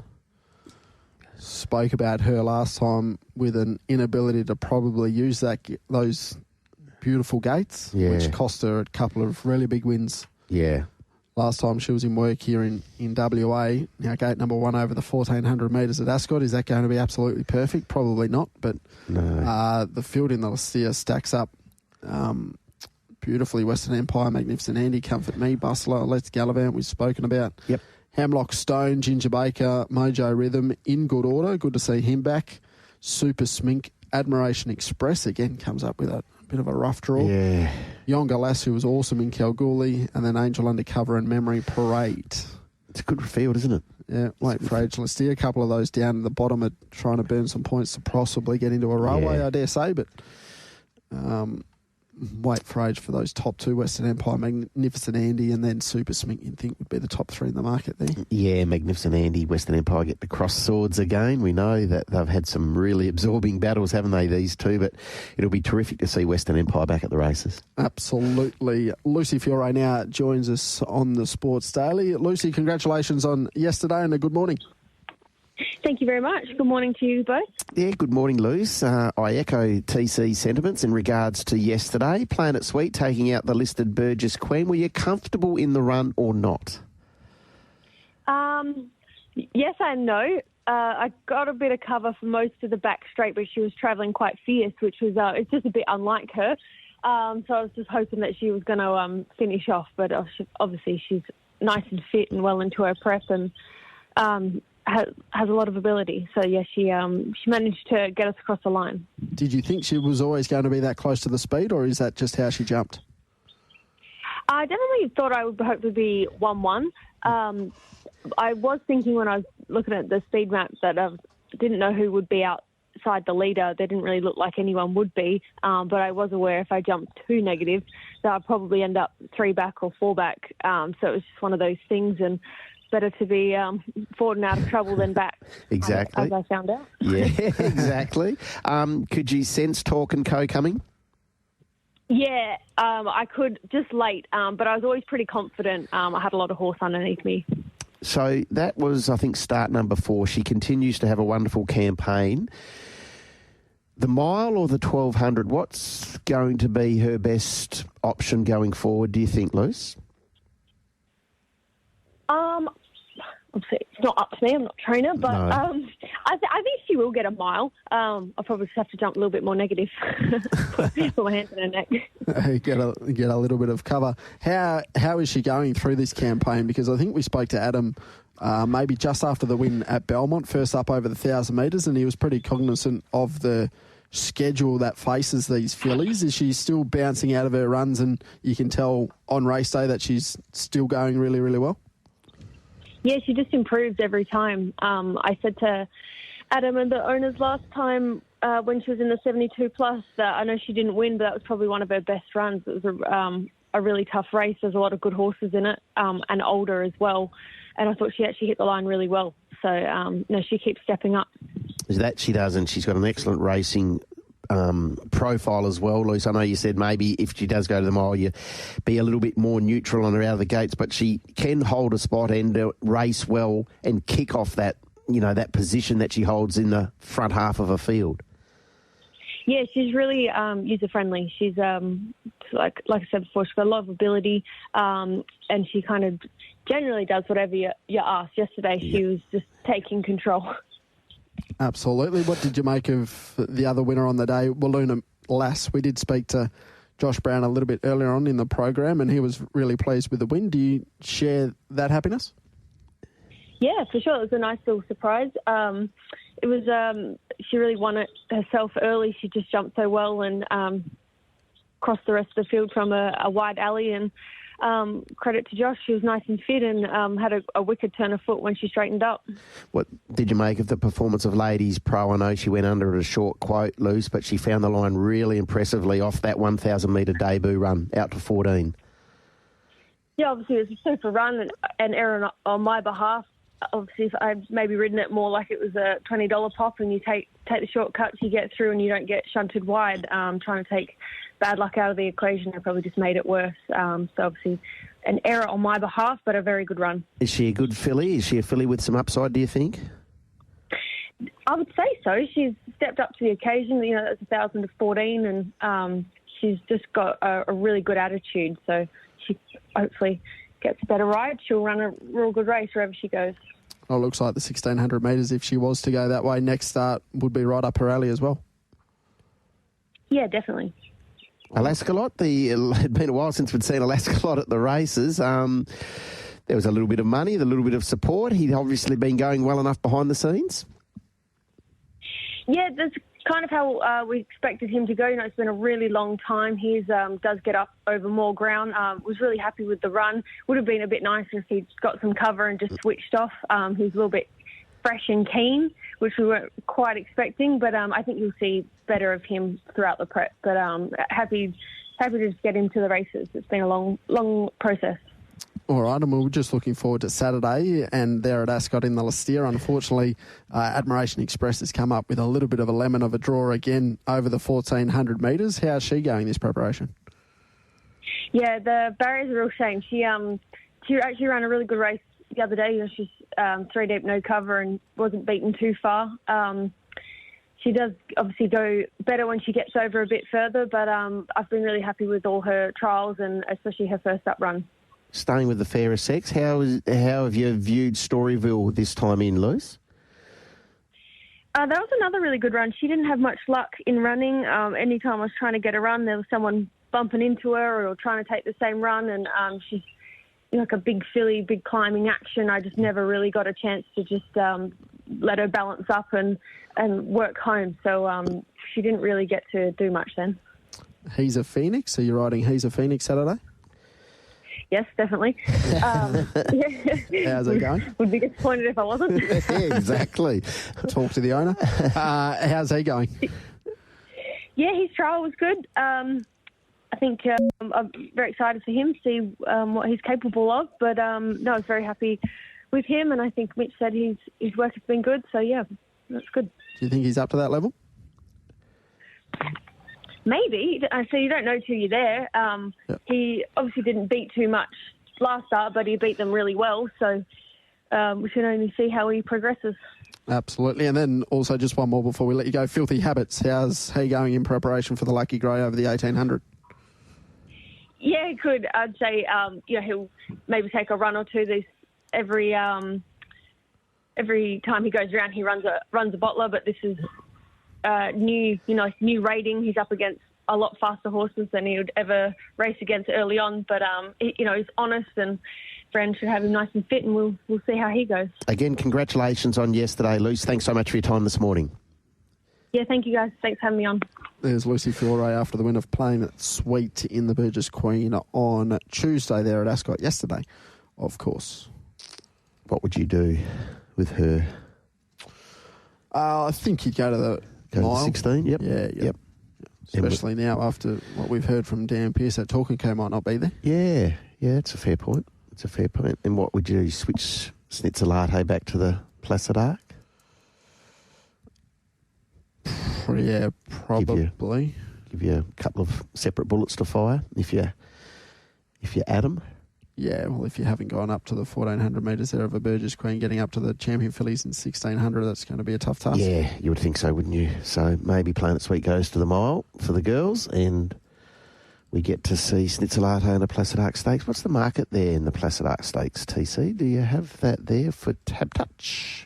That'll be somewhere if I go into the futures. Yep, go. Luana Miss 350, Twisted Steel 6, Schnitzer Latte 7, $9 for Elite Bow and Yes Queen. Talk and Co, 10. Well, you can rule that out. She won't be going there. Our Girl can run 11, as is Planet Sweet. Mardusa 13. We'll get to see Mardusa in the Faritha on Saturday. I think after the Faritha will go to the Guineas, it looks like. So, Luana Miss, understandably, I would have thought, heads up the market at $3.50. Yeah, yep. And if you're playing at Sweet, the champion fillies looks probably, with all due respect, a more winnable race. Then the Placid Arc? I think it's deeper, that field, than what she would probably face in a champion fillies. I'd agree with that. But having said that, Pure Excess was very unlucky, and I dare say she'll have her admirers heading up to the 1,600 metres next start. Very true. All right, so we've touched on a couple of those with Lucy that she'll ride in those features. So the Faritha, we've got King of Light, Country God, Medusa, Rockfest, My Authorita. Again, comes up with barrier 14, My Authorita. He's a Phoenix, excited to see him back at the races as well. Ruben Sealing, Statewide, Sometime Lucky, Delta Sun, Your Love Child. Yeah. Heaven Specified, Testy Fiore, Radiant Light, Streamlined, a little bit of X Factor. No rider named on Refem, no Angel at this stage. My Authorita will go to another race on the day, as will Ruben Sealing. We had a good chat to Ryan Hill yesterday. He indicated as much, and My Authorita, if I'm not mistaken, I think I've seen Chris named on him in another race on the day. But in saying that, it's a really good Faritha. We get to see the nominal WA Guineas favourite in King of Light, who was brilliant upon his return, wasn't he? Absolutely brilliant. Yeah, all right. Came up with barrier number. Came up with the widest draw as well in a graduation, 1,600 metres, My Authorita. But the late sectionals went first up after a really good trial were very, very good. So we'll see how we go there. We'll get out to the traffic nice and early, and then on the other side we'll catch up with Calvin McEvoy for probably his 85th interview this morning after winning the Melbourne Cup there yesterday. Make Tab Radio your station of choice each weekday morning from 5:30 with the Sports Daily. Taylor Cortland and Digby Beecham on the Sports Daily this morning. We'll get a preview of Gloucester Park pacing very, very shortly, but special guest now on the Sports Daily, Melbourne Cup winning trainer Calvin McEvoy joins us. Calvin, thank you very much for your time, and is this interview number 86 or 87 of the morning? 187, I think. Look, I'm very happy to be in the position to be talking about training Melbourne Cup winners, so it's no problems at all. How was yesterday? It was incredible, yeah. Look, it was. I don't know how to explain it really. Like, the horse had a faultless preparation. The grand final was the Caulfield Cup, and I felt a lot of nerve and a lot of angst going into the Caulfield Cup for that week. And as soon as he won the race, it was nearly like a bit of relief. And I just have enjoyed the past couple of weeks going into yesterday, and to put on another grand final for him and for the horse to go to another level. He's a truly special individual, and we're very proud of him. Have you had time to sort of think about what the last 12 or 24 hours have looked like, or has it just been a whirlwind? It's been a whirlwind, to be honest. Yeah, it's been. I think I watched the replay properly for the first time at about midnight, and that was when I got home to go to bed. And then, up this morning into track work as normal. But there's been quite a bit of media to do today, and we've had the horse out, and he's pulled up amazingly well. We're so pleased with how he's pulled up. When did you think we're about to win a Melbourne Cup? Yeah, well, it was. it was probably the 800 metre mark or the 600 metre mark, and I spotted him and he was travelling and everything around him was just starting to be asked the question, and Jamie had a lap full of horse, and then he had to take a couple of very tight gaps which you actually couldn't see on the normal vision. It's only when you watch the chopper vision. The horse and the rider were incredibly brave, and as soon as he burst through, I couldn't believe it. I got very excited. Funny how racing works. Jamie Mallam now, who sort of grew up riding with your old man and yourself, and then she rides a horse bred by Cole McKenna, who was one of her biggest supporters, wins the Melbourne Cup. Just stories like that, I'm sure you're still pinching yourself. Yeah, we are, and we're feeling a lot of gratitude. I mean, I think a lot of people got behind this horse and behind the story, the only Australian-bred horse in the race. A horse that everyone knows, and he's had a fairly meteoric rise the past 10, 11 months from winning a benchmark 64. So we're just thrilled to be a part of it, a little part of being able to train the horse, and it's a great story. Calvin, what separates Half Yours from the rank and file? What's the best asset that he possesses? He's got this amazing ability. He's got a couple of factors. He relaxes in all races. He conserves his energy. He's got the most incredible temperament. I mean, when I got him to Caulfield Cup Day and there was people everywhere, you never really know how a horse handles that situation until you get them there. And he walked around the mounting yard pre-Caulfield Cup like a lead pony. And then to do the same in the Melbourne Cup, you got 100,000 people there. He just showed his true, he's got an asset of a great brain. But the other factor is his recovery. The way he comes through his races, he's had two big high-pressure races and he's bounced through them both. So it's an amazing asset. How proud is the old man?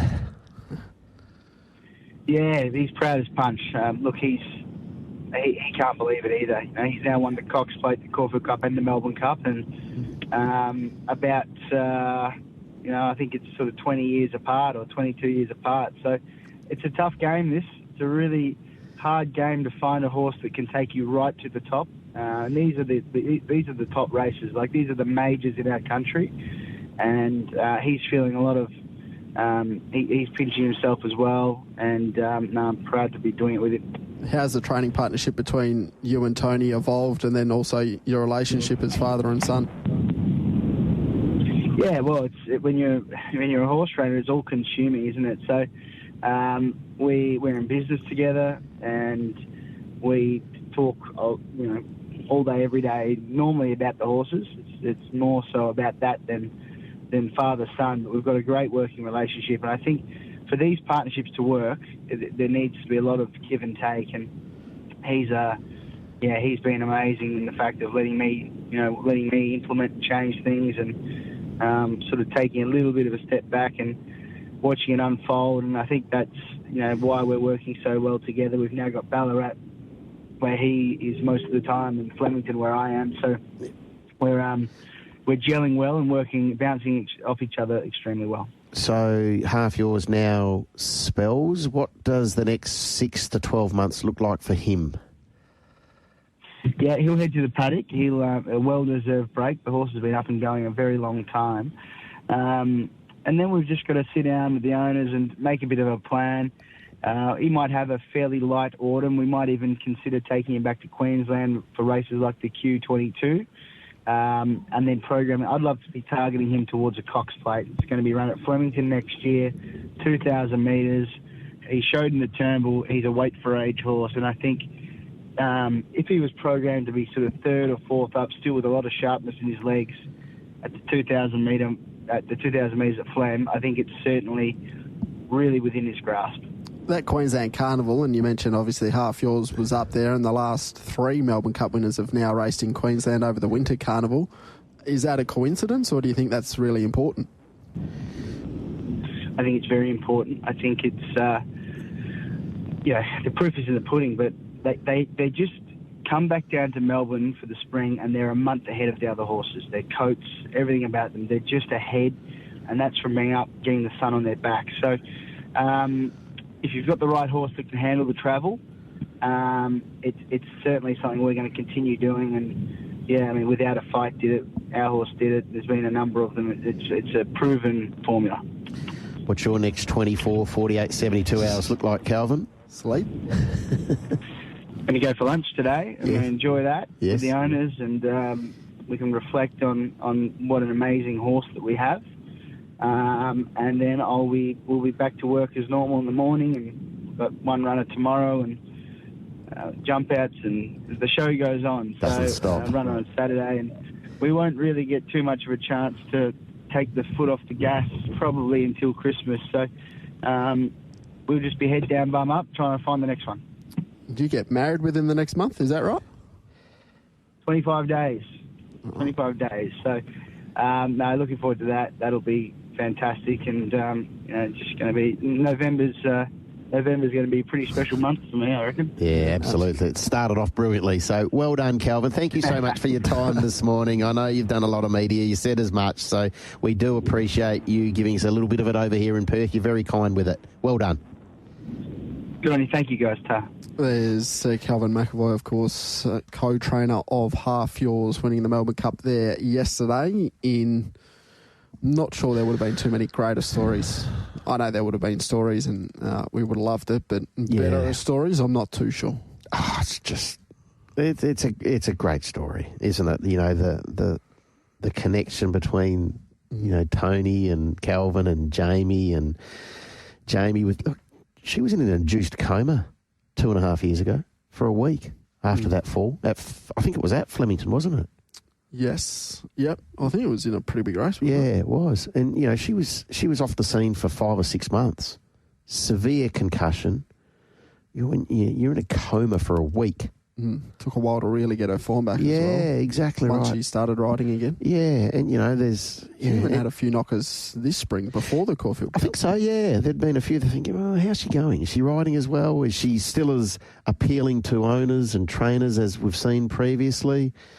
And then she's just produced 2 beautiful rides in 2 Group 1 handicaps, the big races, our famous races. Yeah. So all power to her. Yeah. The psychology of the Spring Carnival for a jockey, it'd be interesting just to sit down and try and pick their brains about that, because if you are looking forward, I don't know how far forward you look to 2 months maybe, and you've got Half Yours who you think can win a Caulfield Cup, you're just going to do everything possible just to get to that day. Yes. If it's a Caulfield Cup, you might sort of err on the side of caution in a couple of other rides, and I'm not saying they're not trying to win or anything like that, but normally in a big race, if you take this gap and you try and win, normally if you've got Hugh Bowman spoke about it a lot with Winks, like you maybe don't try and take that gap where sometimes you would. And incur the wrath of the stewards. And risk a suspension. Yeah. Risk a fall. Yes. Yeah, well, that's it. And it's very interesting. And I've never ridden in a race nor have you, TC, but we watch enough and you speak to enough of the jockeys and how instinctive they must be. Yeah. They are making split-second decisions on animals 500 kilos plus going 65 kilometres an hour, and you've got to sum it all up like that. Yeah. With a horse to your near side, horse to your offside, horse in front of you, where do you go? Am I going to be on heels? Like, there's so many things that they have to factor in so quickly. Yeah.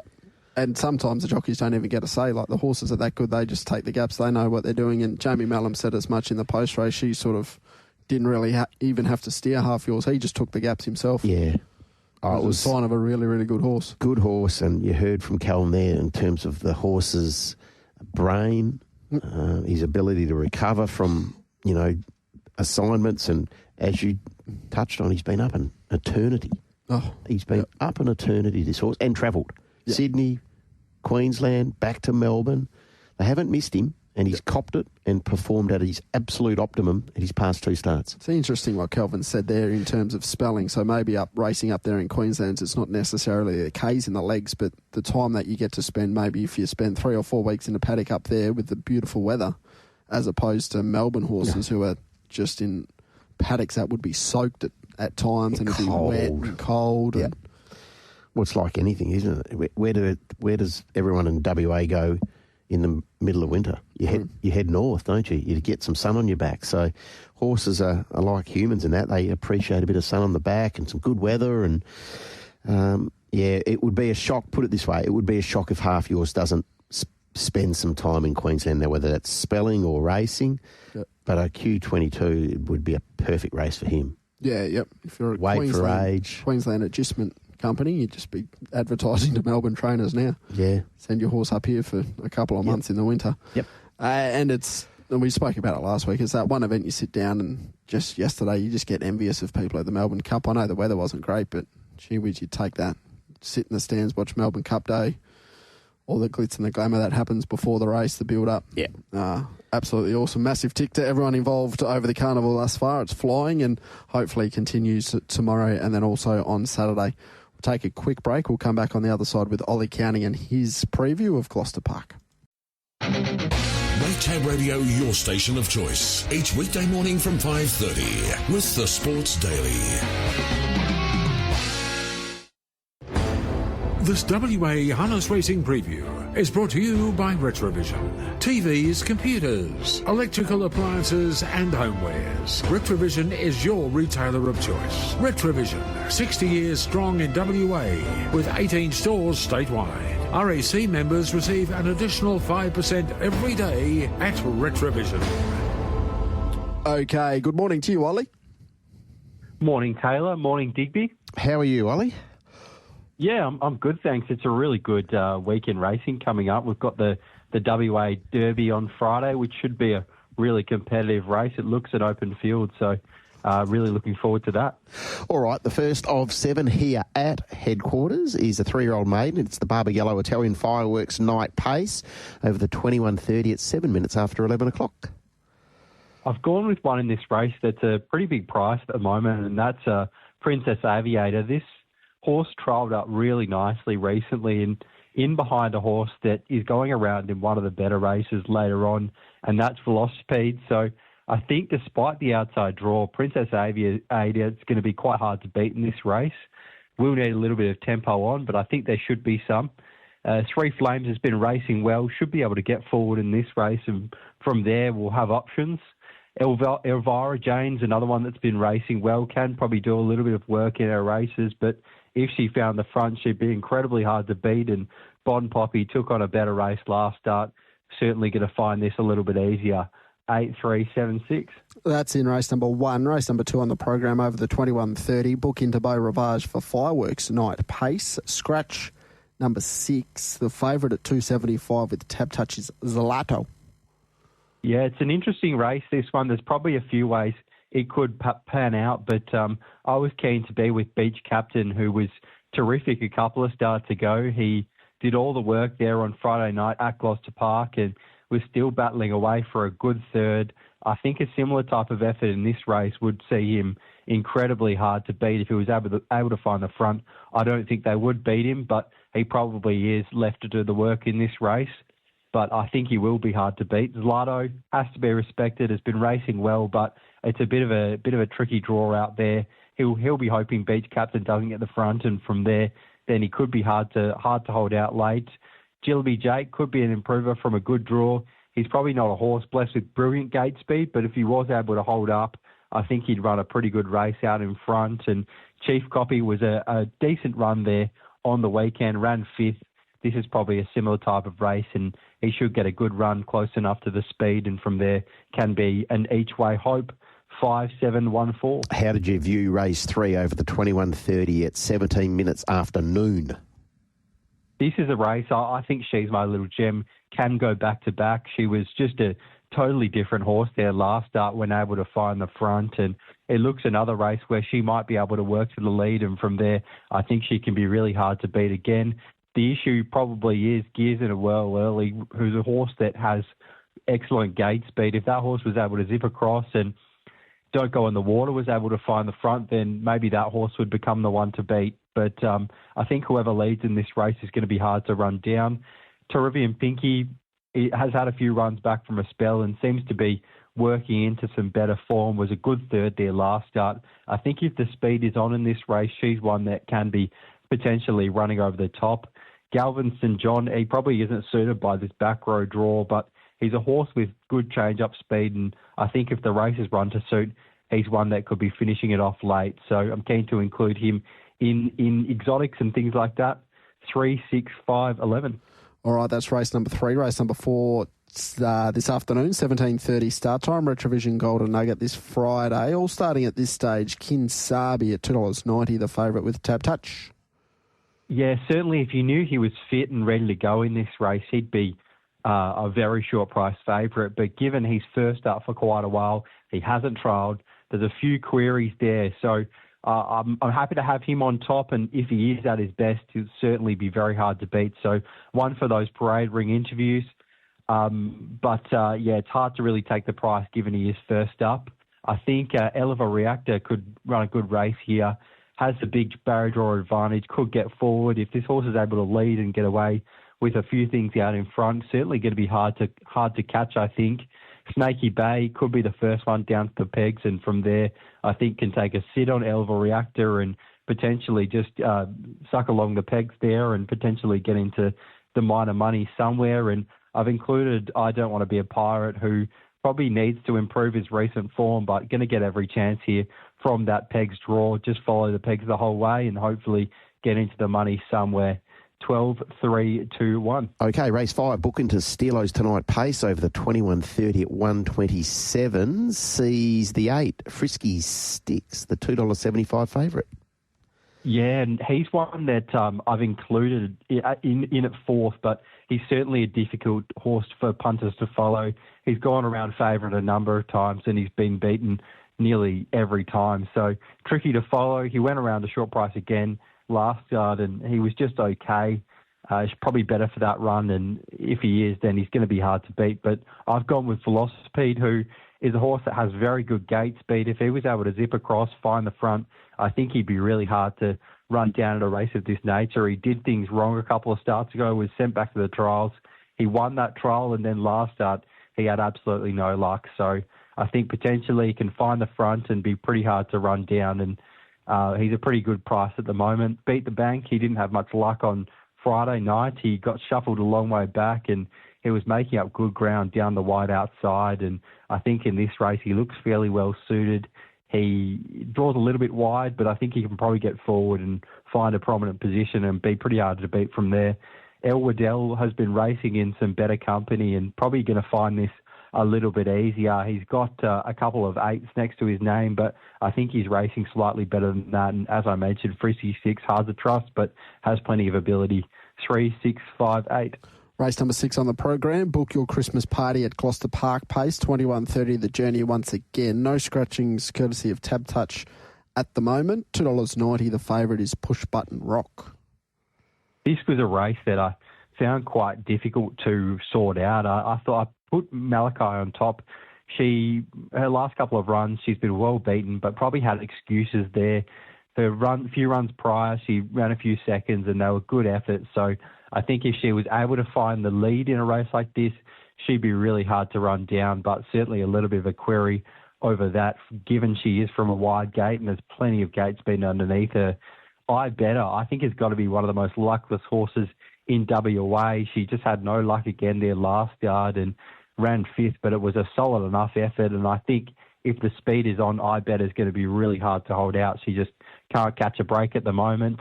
Star Lily draws a bit wide in this race, but she's been taking on quality fields. And I think even if she does get a long way back in the race, she can be running on strongly late. And I've got She's a Bromac in for 4th, who was a much better effort last start. She's got excellent gate speed. If she's able to find the front, she'll have options from there. And if she runs similar to her last start, I think she's going to be pretty hard to hold out in this race. 6, 7, 8 to 2. Hey, the final event here this afternoon is the New Year's Eve at Gloucester Park Pace over the 2,130 metres at 2:40. I was hoping that Hot Footed could zip across in the early stages and find the front. Follow My Stride and Wandering Girl. They're probably not horses with brilliant gate speed, and they haven't been showing a lot of gate speed in recent times. So if Hot Footed is able to zip across, he probably has the class to just lead all the way in a race like this, and I'm pretty keen on his chances. Let's Rock Tonight has been much better in recent starts. He was able to score a good win there 3 starts ago, and they did put a massive gap on third-place runner in that race, so suggest that's probably a decent form reference.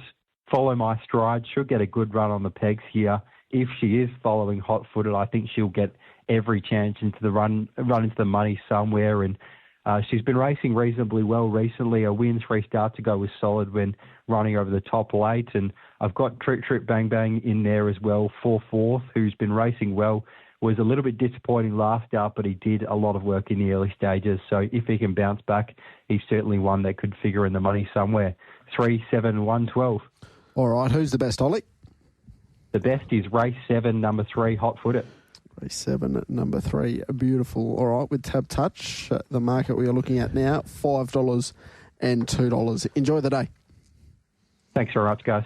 There's Ollie Cownie with his look at the 7 races at Gloucester Park. Of course, we've touched on it a couple of times this morning. 7 minutes past 11, the first of those 7 getting underway, and you can also come down, enjoy the facilities, and then keep an eye on Gary Hall Jr. at Cambridge in the World Drivers' Championship. Correct. Well done for making it through, Diggers. Thank you, TC. You absolutely haven't looked your best, but no, your work's still been satisfactory. Thank you. Long lunch yesterday. Long lunch. But that happens every now and then. I reckon it'll be as long as Kelvin's today. No. Oh, good. How good would that be? Like, to sit down with the owners and have a feed somewhere and just laugh and just enjoy the moment. Enjoy what happened 24 hours earlier. That'd be a special lunch, I would have thought. Yeah, exactly right. And maybe we should have asked him, but he did purchase the horse for $305,000. He had a budget of $120,000, so I'm not too sure if he went into the horse knowing he had the owners there, or you buy it and then you work that out later. But, remarkable. Great. We'll talk about it all day today, the Melbourne Cup, and then we move on and we try and find some more winners tomorrow. So we'll be taking something from the East Coast, preview-wise, for the Oaks meeting? Yes. That's the plan at the moment. Okay. We'll get in tomorrow morning and we'll work it out. We'll work it out on the fly. Yep. All right. Hopefully something after 8 o'clock because, of course, no Brad Hardy as he normally would be on a Thursday. Correct. After 8 o'clock, so he might be able to fill in, try and find 40 minutes of a preview somewhere. All right. Try and find the listeners some winners because we need to bounce back. The bookies got one back. Yes, they did. They had a good day yesterday. So weather forecast tomorrow is kind. Yes. So hopefully there's a really big crowd. You said the Cup attendance figure was 84 something? Yes, Blogsy put it up. So they've had in excess of 170,000 for the first 2 days of the carnival. Yes, 84,374. And that followed a crowd in excess of 86,000 on the Saturday. So what are you thinking? Thursday, you're probably maybe getting half of that? Comes off a peg, does it not? If you can get 40,000, I think that's a good win to Flemington. And then I think Champions Day, you'll be back up around... If you can get 80,000 on Champions Day, it'd be a massive win. Yes. Yeah, it would be. It'd be great. Let's hope that they do. Let's hope they get a big crowd there tomorrow, particularly if the weather's nice. Absolutely. All right, if you've missed anything from the Sports Daily this morning, we chatted to Glenn Ingram. We've already got his tips for Flemington. Of course, we'll read those out to you tomorrow morning on the Sports Daily. We caught up with Calvin McEvoy, Lucy Fiore, Dan Pearce, Josh Brown. Great chat with him after his first Ascot success. Robbie Griffiths as well. Thomas Carberry as well made a nice case for his horse. He did. In the Oaks there. Strictly... What's that horse's name? I was going to say Strictly Dancing, but that's not right. That's a TV show.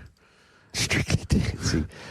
Strictly Business. So drawn 13, $10, but very confident the horse is going to run a strong 2,500 metres. Just needs a little bit of pressure on. And as we spoke to Glenn Ingram, he sort of indicated that he thought there might be a little bit more pressure in this year's edition than what we've become accustomed to. tabradio.com.au for all the podcasts, or if you listen on Spotify or Apple Podcasts, search the Sports Daily and you can catch up with all our podcasts and all our chats from this morning. We'll be back from 5:30 tomorrow morning. Have a good day, Diggers. You too, TC.